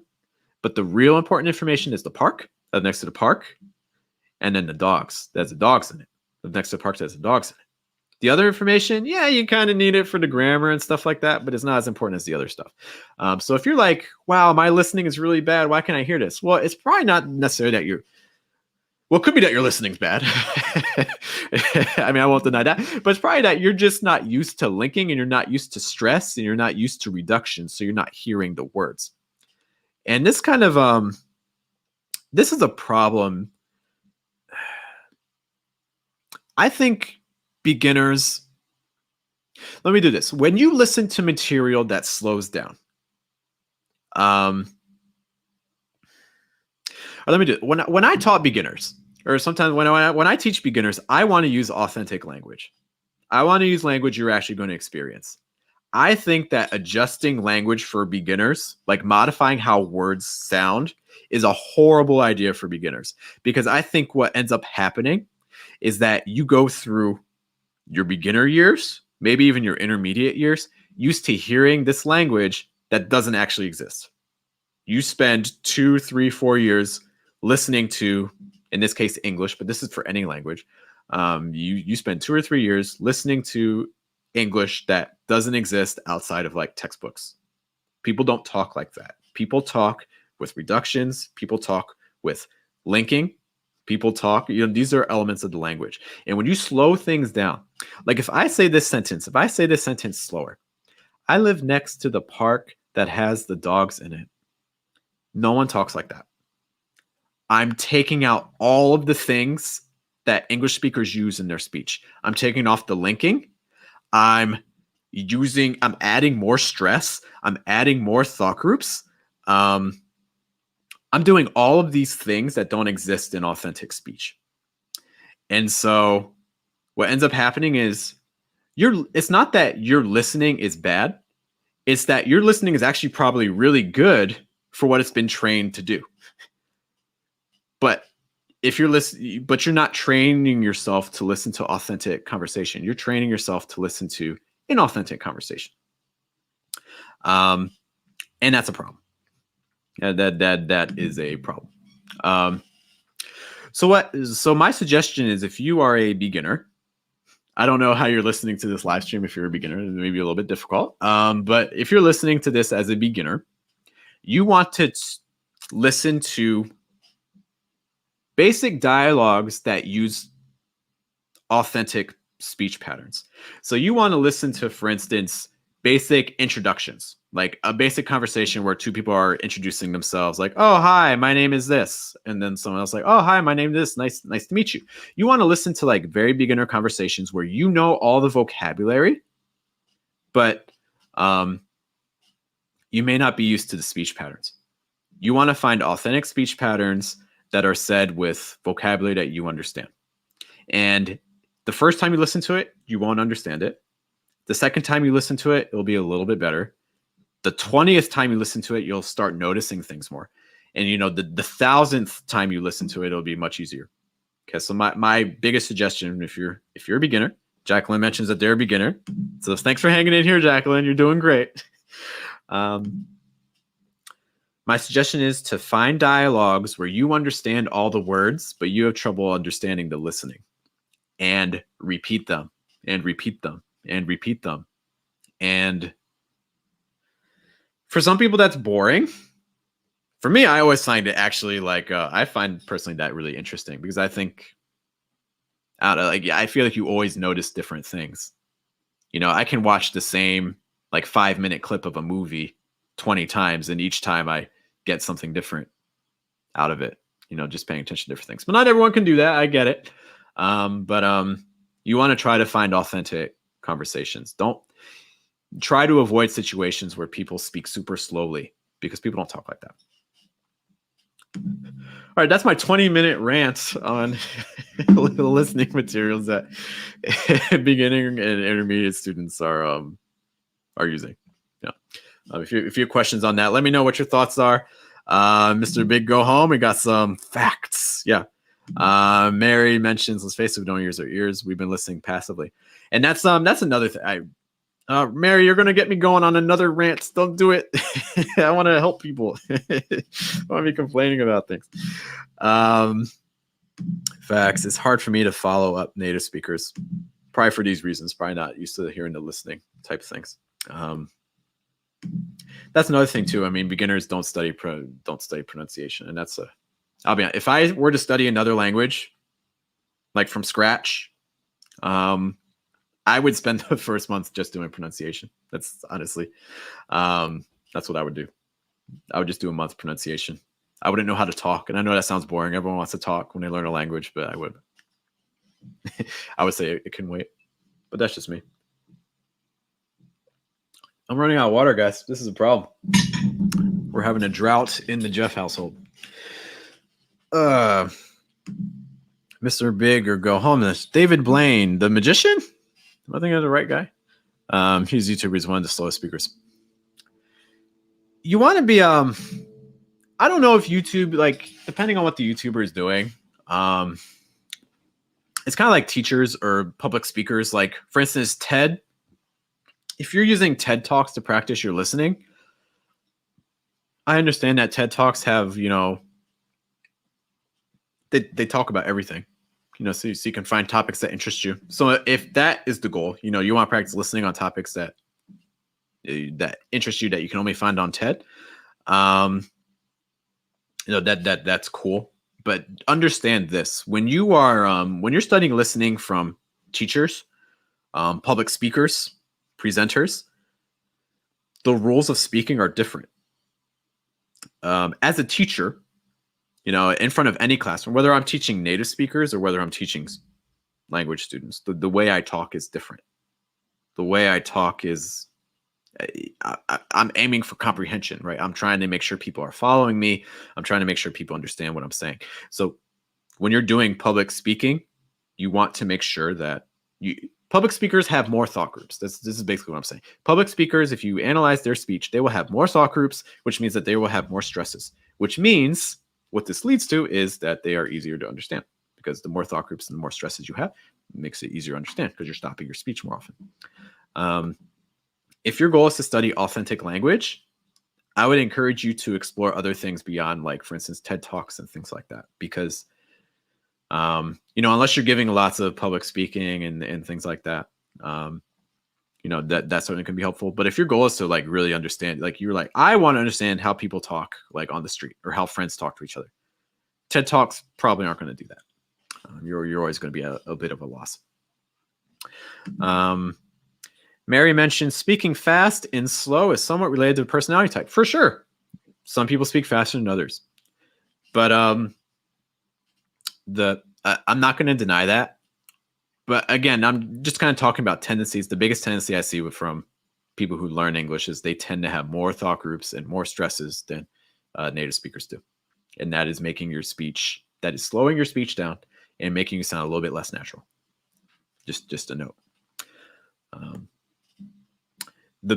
How can you adjust that? So for instance, doing things like shadowing exercises can be helpful, where you try to mirror what they're doing. And in fact, so speaking of shadowing exercises, if you're not sure what shadowing exercises are, you're just kind of repeating what people are saying. And we have a 24-hour live stream, which means is going on right now.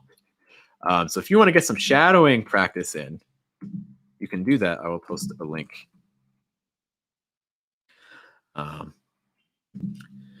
Some other things here. I used to watch Hollywood Reporter. I don't know about Hollywood Reporter, I'll be honest.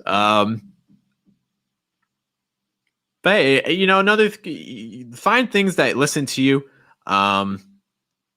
that you do find interesting. That is the first one. You always want to be finding things that are interesting to you. Moo Cat has joined us on Lang 8. Thanks for joining us, Moo Cat. Good to see you again. Other things here. What is the best material to listen for beginners, TV shows with subtitles? So the best material is, first of all, something that interests you and that you don't mind listening to multiple times. And TV show with subtitles. You know, I have very mixed feelings on subtitles. I don't want you to become reliant on subtitles. I have this. I haven't done this yet, but one experiment I would really like to do in the future is I would like to try studying a new language for like a week or like a month, and I want to try to study it without any written materials. So I want to try to study it without writing anything down, and I want to try to study it without reading anything. I just want it to be all audio. Kind of like, for instance, like kids. You know, when kids are learning, like a 2-year-old, 3-year-old, they can't read. They can't read a thing.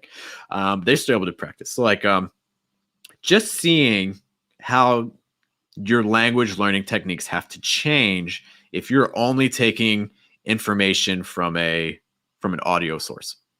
I'm really curious about that because my guess is that in some ways over time you would actually be able to speak a little bit better, because I think when you rely on written resources, and I have no studies or any background to back this up, so I could be completely false, but I think when you're relying on textbooks and things like that, I think you become overly reliant on written resources and you acquire knowledge that is visual and kind of written, and it's harder to apply that to speaking. So my theory is that if you just practice focusing on just speaking and listening skills, that if your goal is to speak better, that in some ways that actually may help you out. And again, I could be wrong, but that's kind of a theory I would like to try out in the future, just to kind of see how it goes. But anyway, so Jacqueline, I've not answered your question. What is the best material to listen for beginners? So again, material that interests you. I would say, so I'll put it like this. When I was in a classroom with students and we were practicing listening, I don't have a classroom with students right now. When I had a classroom and we were studying listening, we would mix it up between having text and not having text. So like, for instance, you want to have listening material that you don't mind listening to multiple times. Okay. The first time you listen to it, no subtitles. So you want something short. If you're a beginner, especially, you want something short. 1 to 2 minutes is perfect. Even 2 minutes might be too long. Okay. Like a 1 to 2 minute dialogue. First time you listen to it, no subtitles. Second time you listen to it, you can use subtitles. Third time you listen to it, take the subtitles away. Fourth time you listen to it, you can use subtitles. And then kind of keep alternating and gradually stop using subtitles completely. So that way you're just becoming completely dependent on the audio. That's kind of my recommendation for beginners. But yeah, I think TV shows are great. And I think as you're listening to a TV show, my second recommendation is, and again, people don't want to put in this work, but where did Mary say it? Mary, you said some great things here. You said we've been listening passively, and that's 100% true. If you want to improve faster, you can't listen passively. You got to put in work when you're listening. And people don't like putting in work, so a lot of people, most of you watching this, are not going to do this. And that's fine. I'm okay with that. But just understand, if you want to learn faster, then when you're listening, you need to be active. You need to do things like shadowing. You need to do lots of repetition. And I don't just mean repeating what you hear, but also repeating the source. So for instance, if I were studying a TV show, I would not watch a full episode. I would watch the first 2 minutes and I would stop there. And I would do those 2 minutes over and over again for maybe like 10 minutes, 15 minutes, 20 minutes, just doing shadowing and repeating it over and over again. That's personally what I would do. And a lot of people will say, oh, that's so boring, or like, oh, but then it's not fun. Well, it's like, well, it's work. I personally think it's interesting. I think it's fun because, again, each time you do it, you notice different things. But do it in a way that's manageable for you. If 10 minutes sounds too difficult, see if you can do 5 minutes. If 5 minutes sounds too hard, see if you can just repeat it 2 times. You know, do what works for you. But yeah, that's what I would recommend. Moocat on the Lang8 stream mentions that shadowing is fun. I think it's fun. Yeah, that's why I made the 24/7 stream on YouTube. I think it's interesting and fun. Okay, let's see what I missed in the chat so far. Mr. Go Big or Go Home. I tend to talk very slow, to the point where it can't get any slower. Having some conversations talking to the ladies. You know, I think a lot of people tend to get very careful with their speech.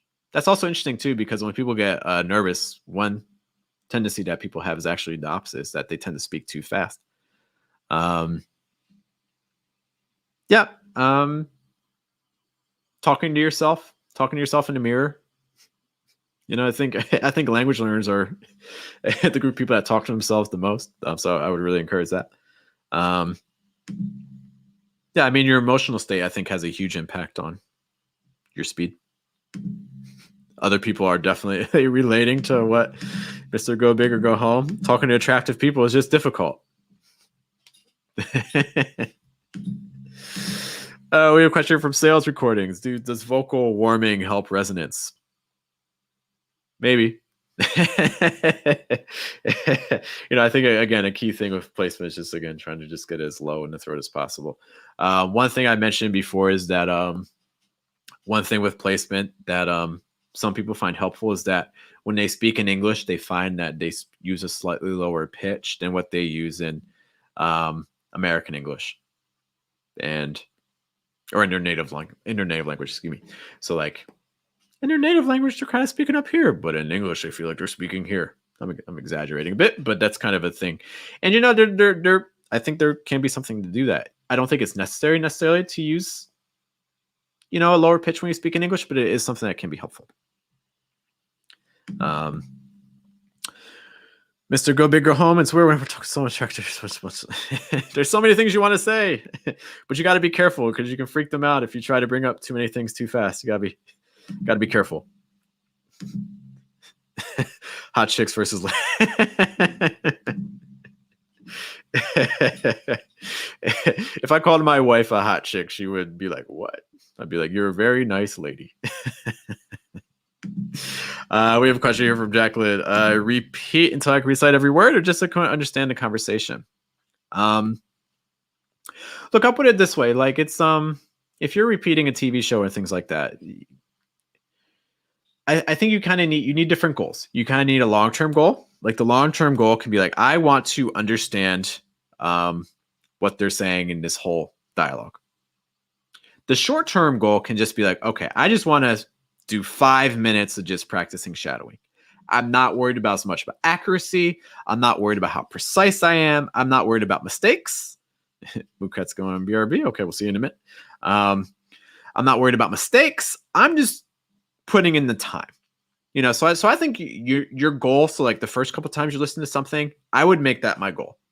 My goal is not perfection. My goal is to put in the effort and put in the work. After doing that for a couple of days with the same material, I might change my goals. Be like, okay, I've had this goal for a while. I think I'm more comfortable with the text. I have an idea what they're saying. So now I want to try to get it perfectly. And the thing I want you to watch out for, I'm nervous about this part where it says, repeat until I can recite every word. I'm nervous about that because, again, if you're using like a TV show or you're using some authentic type of language, let's go back to that original sentence I said. So, for instance, I live next to the park. I live next to the park. I don't want you to focus so much on every single word, because one thing you're going to notice as you notice linking more and reductions more is that if you pronounce every word perfectly, you're going to sound really weird, or you're not going to sound natural. So, for instance, I live next to the park. How did I say that last part? To the park, to the park. I'm like saying to a park, to a park. It's like if you're like, I want to pronounce every word perfectly, you're gonna have a hard time with that, because I'm not saying to the park. I'm literally combining the to the, right? So I would say in your question, instead of saying recite every word, I would say until I can recite most of the sounds that I'm hearing as best I can. That's kind of what I would shorten it to. Because if you're expecting to hear every single word, you're going to get really frustrated, because like, but the text says to the park, but I don't hear the, like, you're going to get really frustrated with yourself. And I don't want you to get frustrated. Okay. So just do the best you can. Be like, I'm going to try to copy all the sounds I hear. And that's something I'd like you to begin. I'd like you to stop doing, is to stop associating with, and this is the danger of subtitles, because when you read subtitles, you're like, okay, these are the words I need to hear.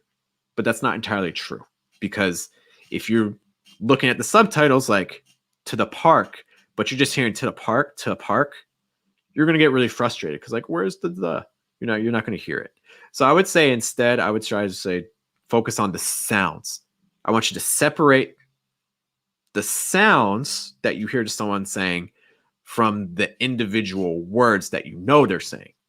It's like when they say to a park, but you can be like, okay, I know they're saying to the park, but I know that the sound is different. And that may not sound super complicated or super revolutionary, but like it is a big separation. Okay. Understanding that the individual words that people are saying isn't necessarily the same as the sounds that they're producing. If that makes sense.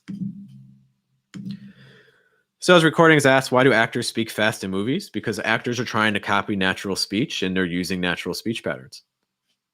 What else do you want me to say? If you have an actor that wants to pronounce perfectly every single word, well, you're probably not going to be a good actor, right? Because no one talks like that. Mr. Go Big or Go Home. Mentioning why do actors speak fast in movies. So that's actually a good point as well. When you have a movie, you're think about movie dialogue. When you think about writing, when you think about stories, when you think about movies, when you think about written art forms, and I'm including movies in this because they have a script. You have a certain amount of time to convey information, and you're trying to convey it as quickly as possible. So movie dialogue is trying to convey as much as it can, as fast as possible, but in a way that sounds natural. There's no time to waste dialogue. There's no time. It's just something to consider. Sales recording says, when I wake up in the morning, I always have a good placement. Or I should rephrase, when I wake up in the morning, I always have good placement, because I'm guessing you have a lower, raspier voice when you wake up. That's actually really that's really interesting that you say that, because so I have this one German student I'm working with. Axel, if you're watching this, hey. We had one class where he doesn't usually do this, but one day he came to class. He had a little bit of a hangover because he had been partying the night before. He's not much of a partier, but he moved to a new place and people are excited, and you're trying to meet new people, so you kind of got to do what other people are doing around you. So he came to class, and I was like, whoa, like your placement sounds really good. Like his speaking just sounds super, super natural. And the reason for that is because beer and alcohol, what it does is it causes people to actually tend to speak with a slightly lower pitch, especially if you're hungover. And the next class I saw him, he had to hire, his placement kind of had gone back to the way it had been before. So, he still sounded good, but his placement wasn't as natural sounding as it had been the previous class. So long story short, alcohol can actually help you learn languages and speak more naturally. But just a little bit. Don't go crazy with the alcohol. It also causes you to be more relaxed, so you're not as self-conscious, which again can also help you speak better. Okay. And I will wait for my check from Budweiser to come in. Jacqueline says, very enlightening. I hope so. I appreciate those kind words. Okay. How do I address this? Okay. So Danny says, I find ghetto movies. I know we are in the and Denny's getting some beer on. Cheers, man. Cheers, cheers, cheers. I don't have beer in this, but it's actually bad luck to cheers water. Sorry.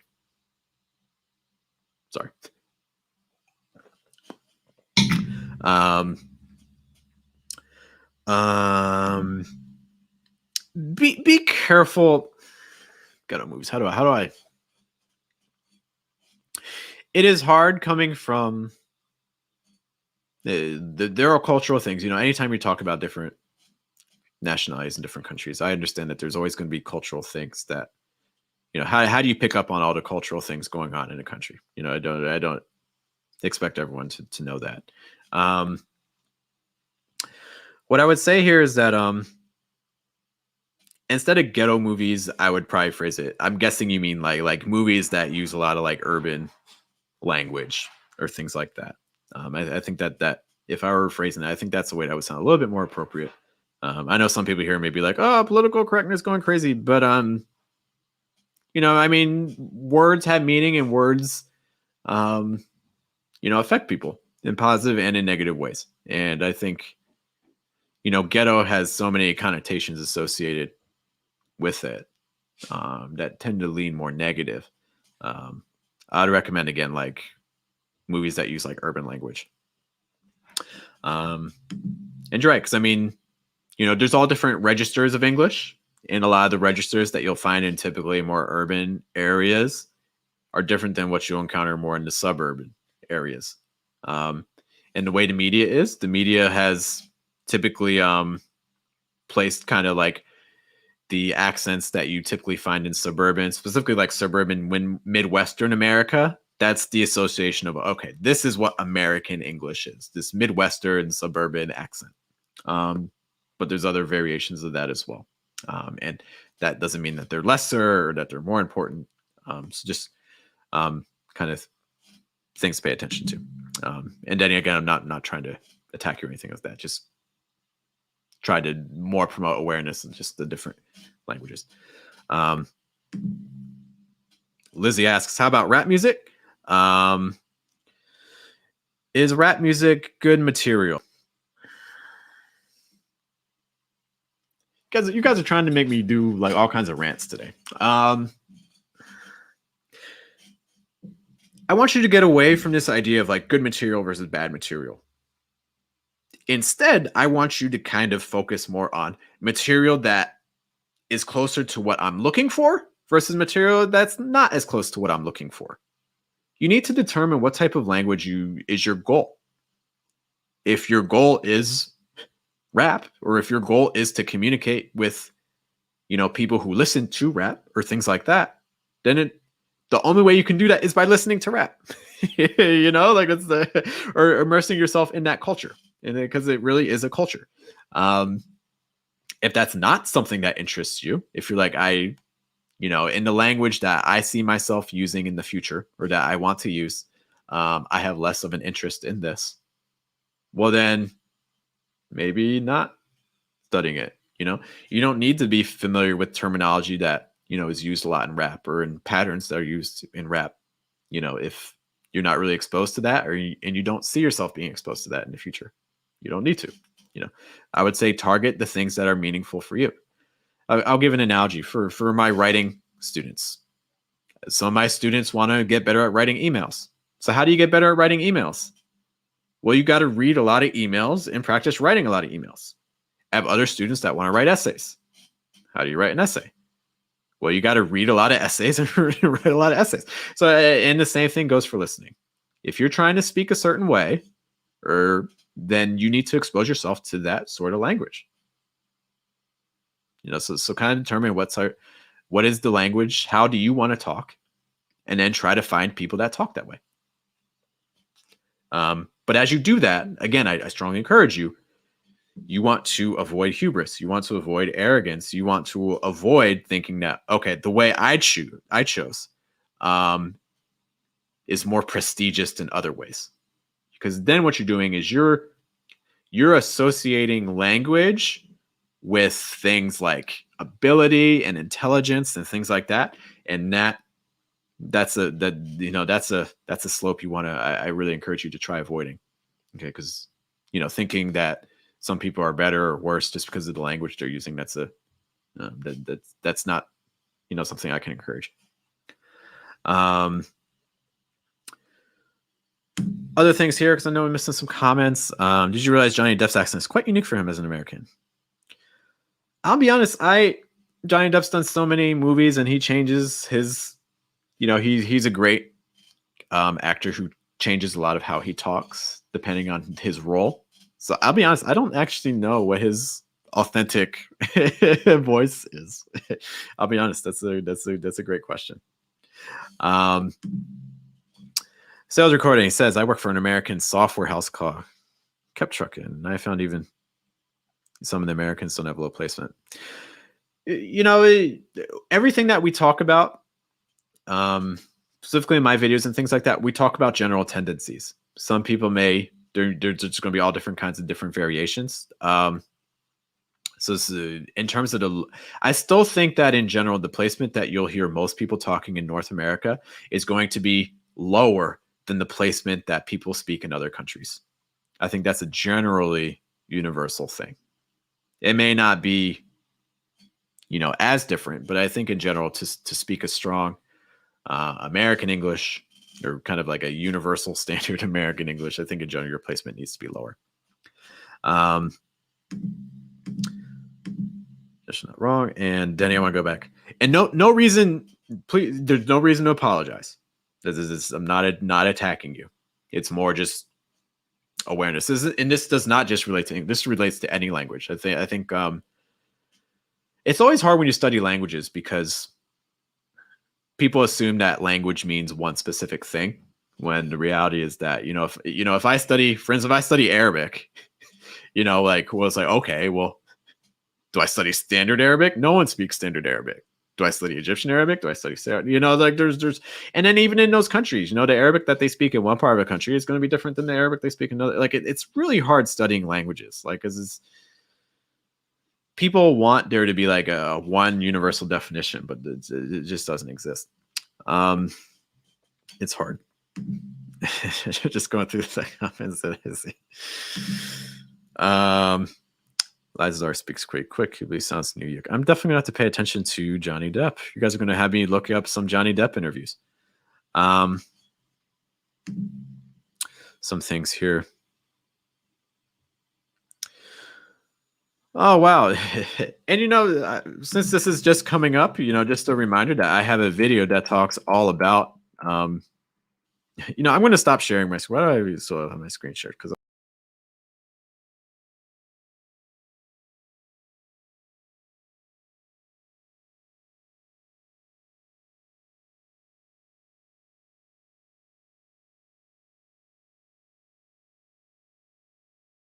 audio. Sorry, guys. Whoops. Don't know what happened. Totally pressed the wrong button.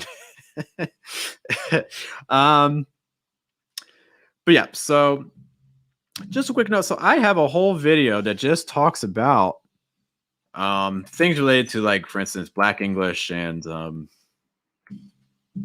people talking about it. I think it's an important issue for me, just because coming from a household, my dad's Black and my mom is white, so this is it's a particularly interesting issue for me. I think these types of things are important because repeatedly I see that what people associate as Black English often gets put down and derided and viewed as like less prestigious, when in reality, I mean, it's a form of language that's very rich and things like that. So more questions about this. So again, if for people who say that Black people English is harder to understand, I'd definitely encourage you to check out that video. Maybe we'll learn something together. Something I've always wondered, so I think what you see with the N-word is that it's a way for it's a way that the Black community has tried to take on a word that traditionally, again, was very traumatizing, and instead try to change its meaning for the community. You know, it's part of the reason why the significance for you know, people outside of the Black community can't use that. You know, if they use that word, it takes on a whole different level of offensive meanings. Inside of the Black community, it's a way of kind of like taking on a new role of ownership of the word, which it's a way of kind of empowerment to a degree, which is again why it's difficult for other communities to do the same, because the reality is when other communities use that word, it's hard to escape from the context of, for instance, like slavery, you know. But inside the Black community, it's something that that's kind of become their own, you know. So those are the things I would mention there. Okay, and then we have this. Madonna has a fake British accent. I don't have enough I don't have enough knowledge to say if things are fake or not. Madonna's another person too I've not done an interview, so maybe I need to do some videos on maybe in a future video I can analyze her pronunciation. Mr. Go Big or Go Home, waste your like technically the N-word. You know, like it's not like the N-word is a complicated issue, not just for other communities, but also for the Black community itself. You know, like my dad's side of the family, we don't use that term a whole lot. You know, there's lots of Black people that don't like that word, but then there's other Black people that are. So I think it's the range. So I think with my, when I'm, in my Black community, could I use the word and be okay? Yeah, but it's something that I choose not to, because it's personally not a word that I'm the biggest fan of, but I understand. I'm not against other people using it. In the Black community, I'm not against that. But for myself, I personally wouldn't use it. Denny asks, what part of the US is my accent from? So I grew up in Philadelphia, which is a city on the East Coast, again, about 2 hours south of New York. But I wouldn't necessarily say that I have a super heavy Philadelphia accent, which Philadelphia is somewhat unique in that if your parents are from Philadelphia and you grew up in Philadelphia, then the chances are very good that you have a Philadelphia accent. My parents are not from Philadelphia. They moved to Philadelphia. So I did not pick up on a lot of the traits, aside from some things. So for instance, for those of you familiar with like the Great Midwestern Vowel Shift or the caught merger, a lot of the East Coast does not fall in that. So for instance, I say caught, C-O-T, different than caught, C-A-U-G-H-T. Those are two different sounds for me. And that's a very common feature that you'll see in Philadelphia. But I don't have other features. So for instance, one thing that Philadelphia is super famous for, if you ever go to the United States, is saying things like wooder instead of water. So for instance, I don't say wooder, I say water. And there's some other features like a lot of sounds tend to be a little bit tenser. Like for instance, I would say aunt, but like a lot of like my aunt, like my Aunt Lou or something like that. But a lot of a common Philadelphia feature is like aunt Lou versus Aunt Lou in situations like that.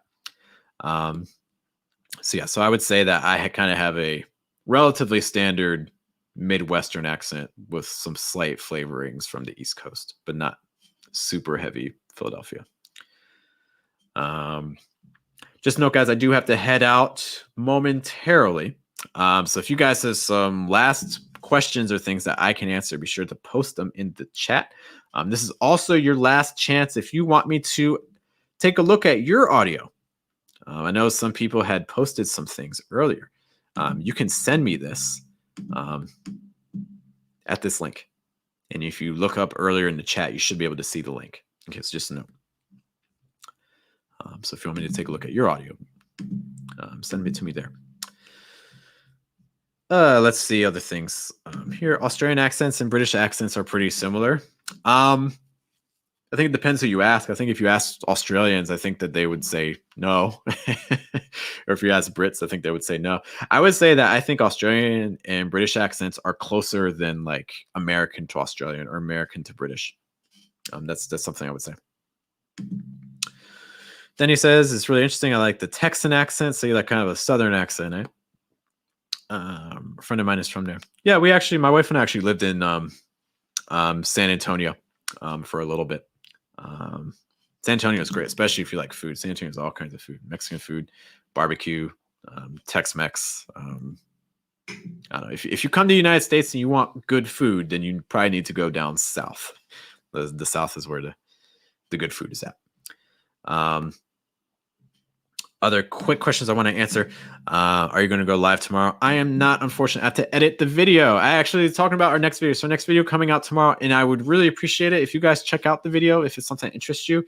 I basically asked a bunch of native speakers to say some tongue twisters. So it's a little bit more of a relaxed video, but it might be some good practice for you. And you can also let me know, do you think native American English speakers can say tongue twisters? And you'll see that video tomorrow. I'd also encourage you, if you want to support the channel, one of the easiest ways you can do that is when you watch a video. Don't just watch it for like 10 seconds or 20 seconds. Try to watch the full thing. That has a huge impact on how videos perform.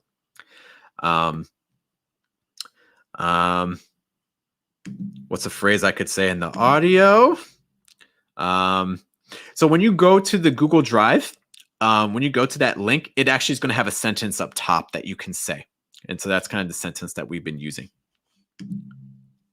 Dall'Italia, ma Danny, di dove sei, raga? Let me know what part of Italy you're from. Other things here. Could you do 2 live streams per week instead of just one? Oh my gosh, again, that just sounds like so. In the future, hey, like if YouTube, I'm not quite at that ability yet to get paid. If YouTube can start paying me, like once I reach that 4,000 hours mark, once I'm able to make a little bit more income, yeah, we could definitely talk about upping the live streams. Southern Italy, oh deal. Calabria. I always I always have a hard time saying that word because like I just can't get open. It's like Calabria. I just can't get that open. I was actually thinking of studying in Puglia, in Lecce, but instead I chose Perugia. But that was some time ago. I skipped the last question. Oh no, talked about that. Oh, here, difference enthusiastic and passionate. Denny's from Puglia. Difference between enthusiastic and passionate. Very similar words. I think they can certainly be connected. So again, difference between enthusiastic and passionate. I definitely think that they can be similar to each other. Just because you're enthusiastic about something, like enthusiastic means like you're very I think it's more focused on kind of like excitement. But just because you're enthusiastic about something doesn't necessarily mean that you're passionate about it. For instance, I could say like, oh, I'm enthusiastic about our upcoming trip. Like I'm really excited about the trip. It doesn't mean like I'm super passionate about it. Passionate is more kind of like about like a devotion to like a specific topic. So that's something I would say. So yeah, similar but not exactly the same. And this actually brings up a good point. If you're studying vocab and you find 2 words, but you're like, I don't know what the difference is between these 2 words. What I would really recommend is find example sentences. try to find like 5 example sentences from native speakers, not your own sentences. Try to find some example sentences from native speakers, and try to get like 4 or 5 of them for each, because you need more examples. You know, and again, Southern Italy. I appreciate that. I appreciate that offer. Let's table that conversation, but we can talk about it more in the future. And Denny is actually again from Puglia. That's great. That's it was so weird because again, I was studying in Italy, and I had one of my roommates was from Le Marche, from Montecarotto, vicino a Iesi. And you know, I could understand him fine. But then I had another roommate who was from Molise, Termoli, and like I couldn't for like it took me probably about 3 or 4 months to really start understanding anything that she said. And it's like, but it's the same language. But yeah, southern accents. When I was in Italy at that time, they definitely took some time adjusting to. And again, people again like especially like even farther south, like Calabria, like it's just it got even harder. Anyways, supposed to go big, go home. I think I answered that question. Okay. So again, I do need to head out. But guys, thank you so much for spending some time with me. Oh, I'm just gonna do a quick check to make sure I didn't miss anything. Oh, Alex, you got it in just in time. So glad you did that. All right. So guys, bear with me. We're gonna take a listen to one more audio file, and I'll get some quick feedback. Mr. Go Big, if you have some questions, another question, this is definitely the time to ask it while I'm here. Oh, we got 2 more audio files. Cool. You guys are rushing them in. I can answer it now. It's okay. We're here. I don't want you want us to have like a cliffhanger for like the next episode and be like, and next time we will answer Mr. Go Big or Go Home's question. Okay, let me share my screen again. I promise I won't leave the stream like I did last time. That will not happen. Okay, let's open this up one more time. Okay. Oh, let me do that one more time because I think I forgot to share my audio. And I totally know what button I pressed along the last time. Okay, take two. All right, we're gonna check. No, Denny, it's fine. We are here. Denny, I also have to ask you, is your name Denny or like Danny? Because I'm wondering, one sound that a lot of Italian speakers often have issues with is confusing like the S sound and the A sound. So instead of doing like Danny, what a lot of people do is like Denny. It sounds like that. So that's kind of this just a quick question for you. So Danny, we will take a look at that. Let's take a look at Mr. Big's question. Speech therapist. Let's say she's doing her job very well. She gives presents. So yeah, you can totally give presents. I wouldn't do like anything super expensive. You know, like I wouldn't do like, let's do dinner for 2 at this fancy French restaurant. You know, I probably wouldn't do that. But I think a little gift or like I think something that might work well is maybe like a gift certificate because it shows appreciation, but it's not super personalized. You know. For instance, and you like if it's like a Starbucks gift card or something like that. Okay. And then he says real name is Dennis. Okay, I was just making sure. Okay, that's interesting because I would say Denny is not a common nickname for Dennis. It might be in the U.S., but a lot of people, if I know someone that goes by Dennis, it's usually just Dennis. But maybe Denny. I don't know. That's just my 2 cents. Something. There's like a slight drum sound when you're typing. Sorry, my keyboard is super close to my microphone, so anytime I type is sorry.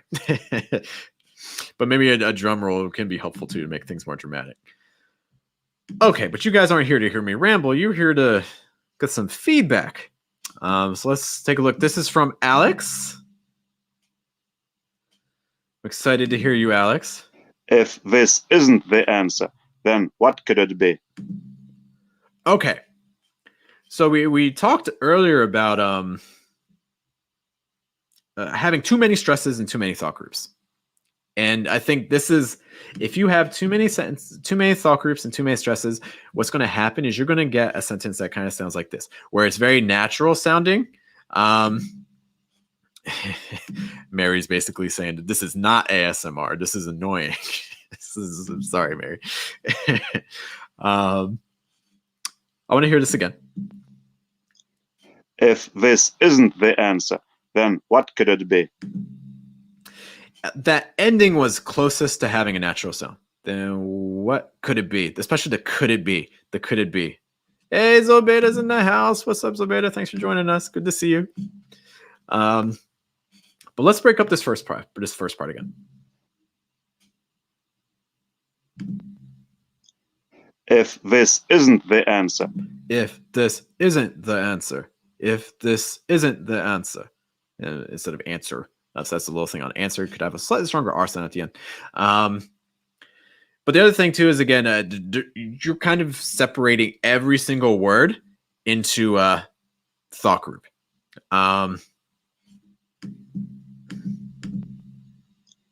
If this isn't the answer. So I do want to say you have a heavier stress if this isn't the answer. So you're putting a heavier stress on isn't, which is great. You do want to have a one word that's getting identified as the heavy stress. That's definitely true. Okay, so you do want that. But the other thing though is that you have too much of a pause between all the words. So there's no linking. So instead of having linking, what you have is just kind of individual words that are kind of plopped together to make a sentence. If this isn't the answer. So instead of saying if this isn't the answer, let's try to add some linking. So I'm saying if this, try to do like if this. Hold your F sound longer until it connects with the TH. If this, if the, and then the like for the next part, instead of this isn't, you could do more this isn't. It's more isn't. This isn't. If this isn't. Then if this isn't the answer. Isn't the answer. You can also link isn't ending on that like held T sound, the starting with that TH. So you can kind of, because those are similar sounds, you can kind of join them together, hold the T a little bit on isn't, and then link it with the. It's like isn't the, if this isn't the, if this isn't the, if this isn't the. One last time on that first part. If this isn't the answer. Hear that one more time. If this isn't the answer. The other thing I would say is that I think your vowel sounds are a little bit too short. The consonant sounds are kind of taking over. Like if the f, this, the S isn't the answer, versus holding your vowels longer. If this isn't the answer, notice the difference that can make by holding your vowels longer. You don't need to exaggerate it quite like that, but I would say when you're speaking, try to make sure your vowel sounds are a little bit more dominant than your consonant sounds. Before we take a look at the second half of that, just some quick things. Z, we said hello. Asking about forget or a mug that says, just a reminder that you're awesome. Come off sign as romantic. I don't think it has to, people read into things all the time, but I don't necessarily think that has to come off that way. I can't deny that. Can she potentially read that like that? Maybe, but I don't think that by itself is an issue. I think that's fine. Timing is also important too, right? Like if you've had one class with her and you're getting her this mug, maybe that's a little bit too soon.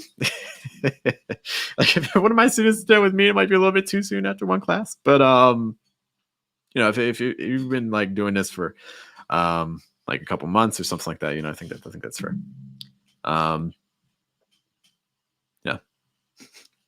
So I think that can be fine. I think that's nice. I would also say though, just get the mug. I wouldn't add much with the mug. You don't need to put like chocolates or something in the mug. Just get the mug. You may not even need to wrap it. Just kind of give it the mug, but that's kind of your choice.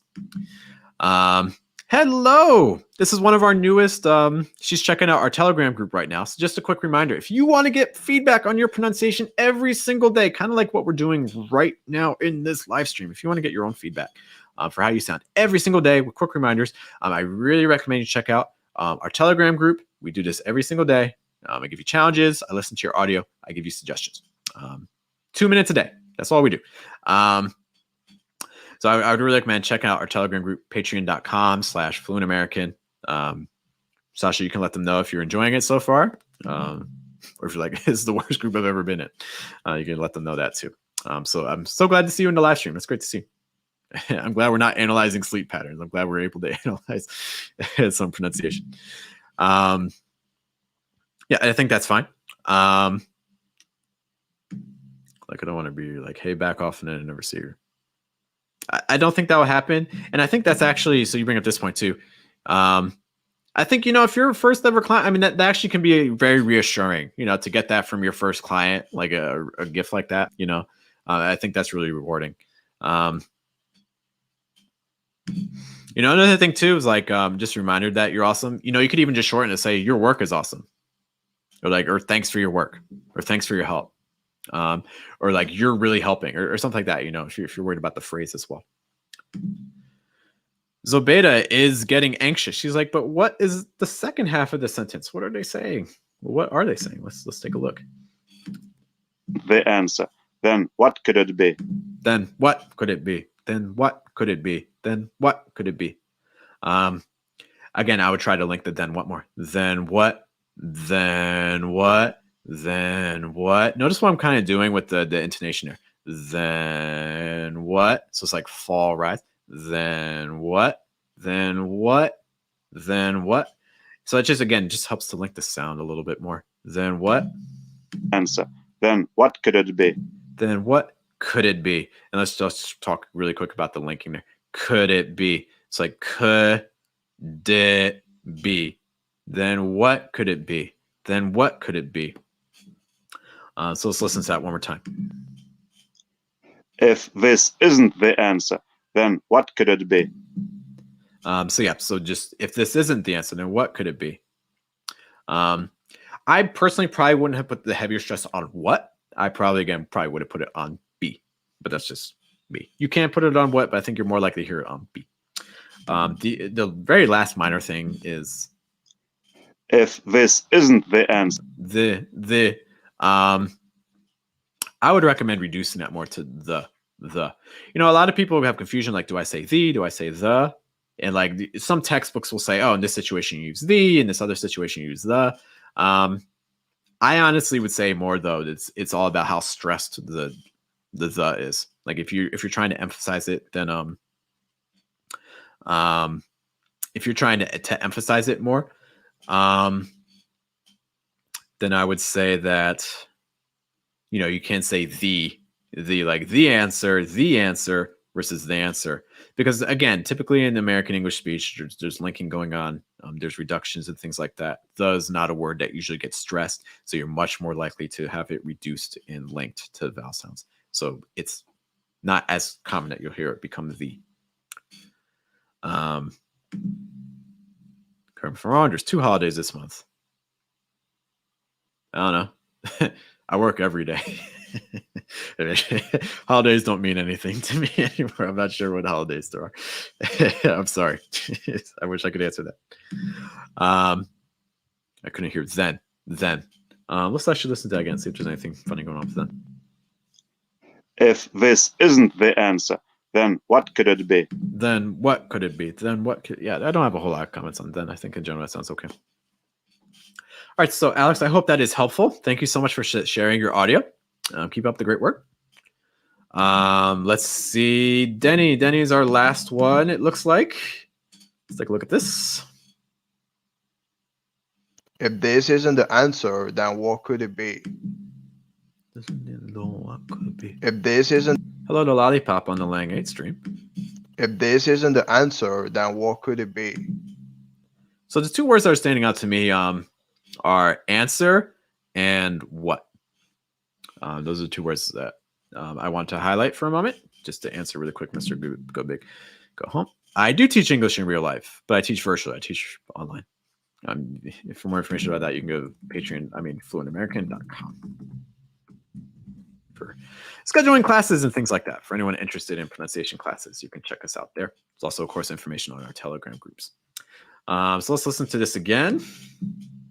If this isn't the answer, then what could it be? Then what? If this isn't the answer, then what could it be? Then what? Then what? Then what? Versus then what? Then what? Then what? Mary, thanks so much for joining us. I really appreciate it.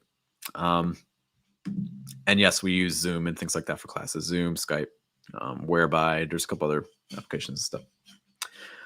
Then what? Then what? Then what? Be.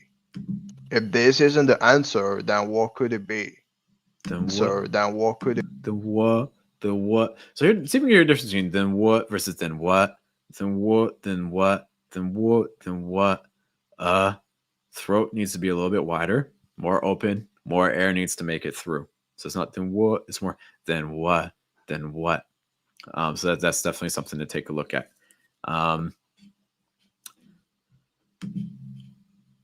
Really quick also too is kind of popping in and out. Is it like one-on-one classes? Yes. Although I will say on Mondays we have a new workshop coming in. I'm not sure where you're located, but this is actually free. Oh, I'll make a post on this later, but we have a workshop. Thank you for reminding me.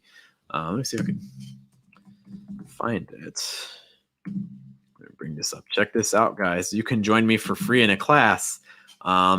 This is every Monday at 5:30 New York time. This is every Monday, and in fact, it is free this week, and it's also free next week as well, I believe. I think it's through like the mid-October, doing free workshops where we analyze pronunciation from native speakers. So if that sounds like something that you're interested in, you need to register. If you go to fluentamerican.com, you can do that. Or if you send me a message on Facebook or on Instagram, you say, hey, I want to go to this class for free analysis. What we do is we listen to a native speaker conversation and we kind of just analyze the pronunciation. So we talk about what stress are they using, what linking, what thought groups, what intonation, and things. So again, this is every Monday at 17:30, 5:30 p.m. New York time.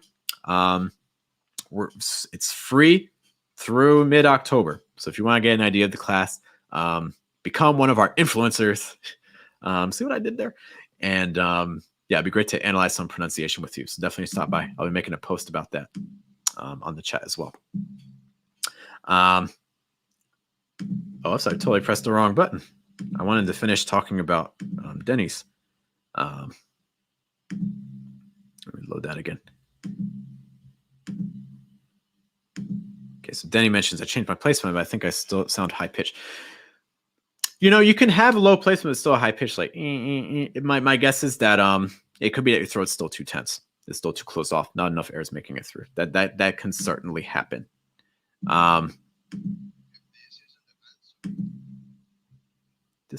Let's talk about answer really quick. Answer versus answer. Can you hear a difference? Answer. Answer. Answer. Answer.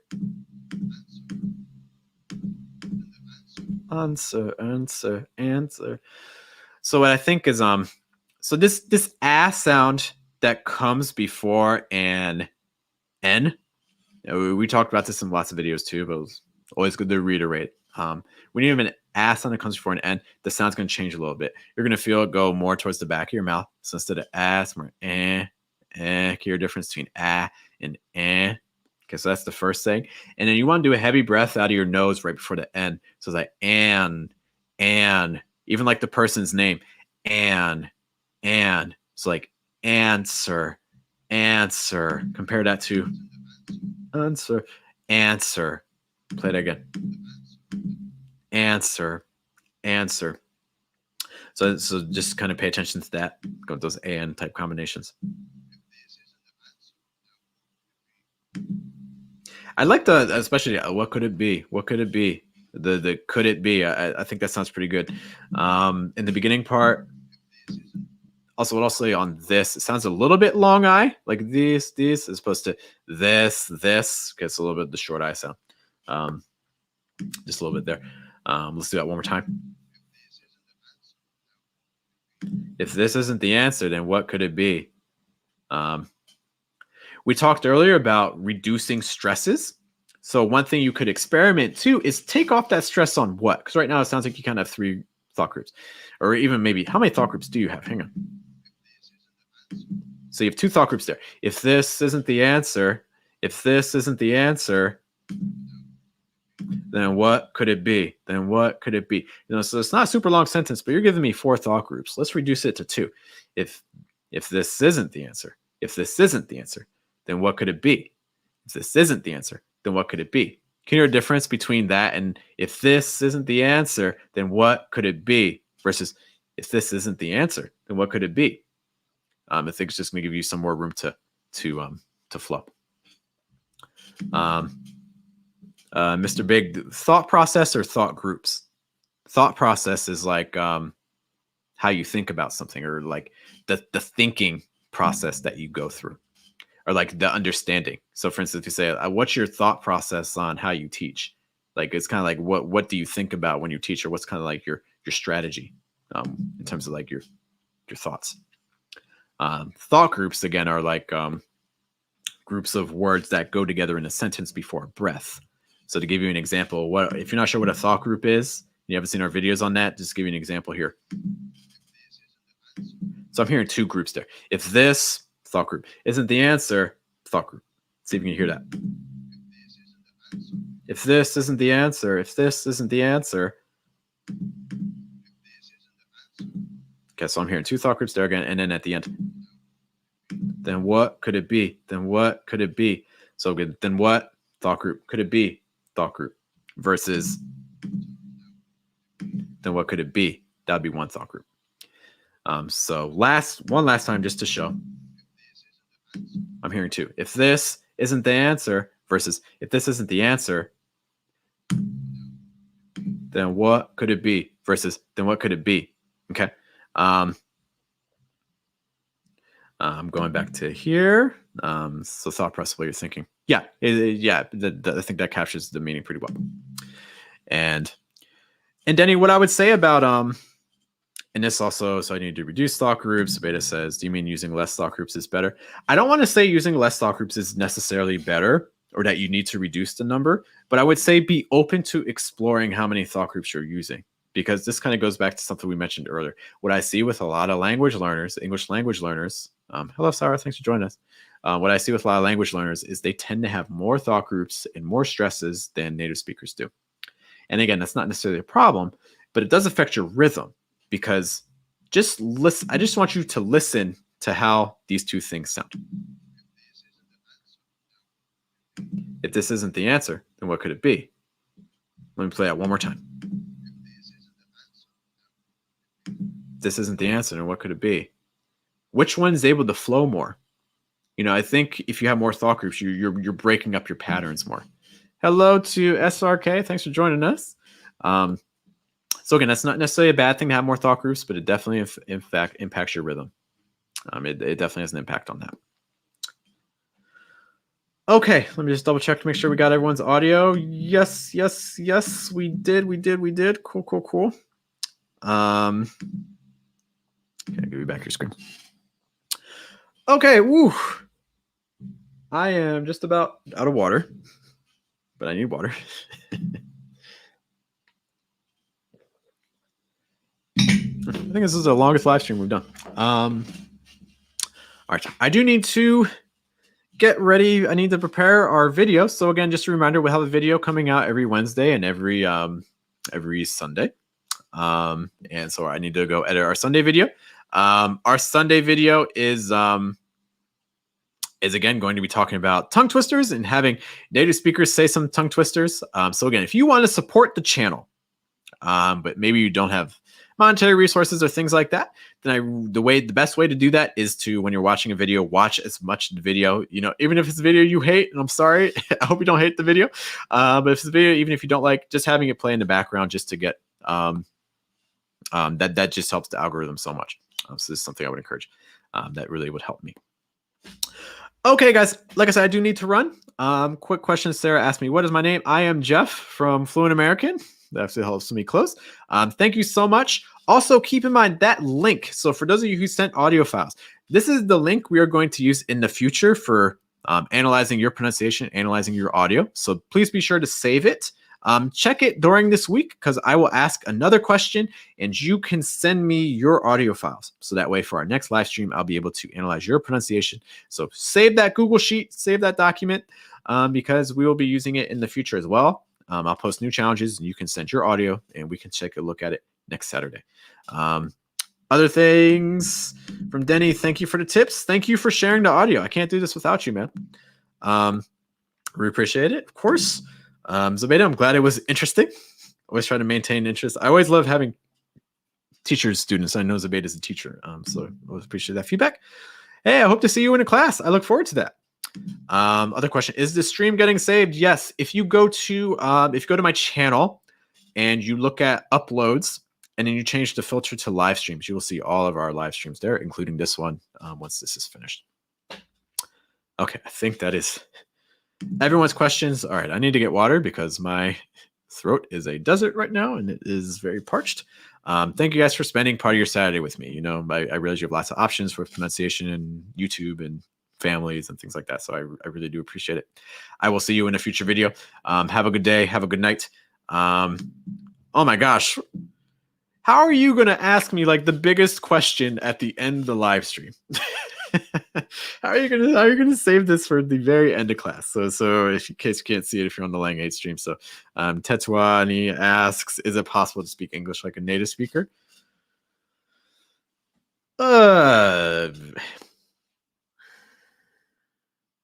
This is such a hard question to answer. Now I'm going to go on another rant. I'm trying to get out of here. What does native speaker mean? What does that mean? like how do you define that? Like I speak English different than other like I don't know how you define that. I'm going to rephrase your question, something I think is going to be more helpful. Is it possible to use things like stress patterns and pronunciation patterns that are more common in a country that uses English as a native language?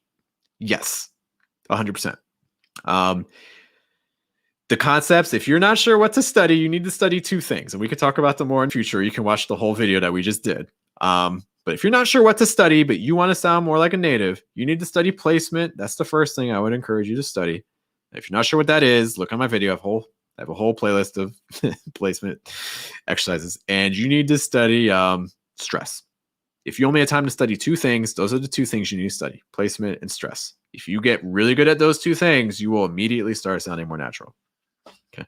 But besides that, that's what the whole channel is about, trying to help you sound more natural. Cool. All right, I will see you guys later. I'm sorry, that's a very rushed answer, but it's a huge question. We can try to tackle that more next time. Have a good day. Have a good night. Have a good afternoon. Yeah, there's no reason why you can't change how you pronounce things. Everyone's flooding me with questions. Is Geoff the common spelling of your name? What about Geoff? No, Geoff is not the most common way to spell my name, but that's the way I chose when I was born. No, that's the way that my parents chose it, and I think it makes me unique. Actually, when I was in college, I had a roommate named Jeff, spelled with a J. So it's Jeff and Jeff living together in a college dorm. Anyways, thank you guys so much for your time. As always, check out our video tomorrow. Telegram group. If you want pronunciation practice like this every day, check out patreon.com/fluentamerican. We give feedback like this every day. Check out our Monday videos. Jeff Bezos. Let's end on that. I will see you guys later. Thanks so much for your time. Take care. Bye.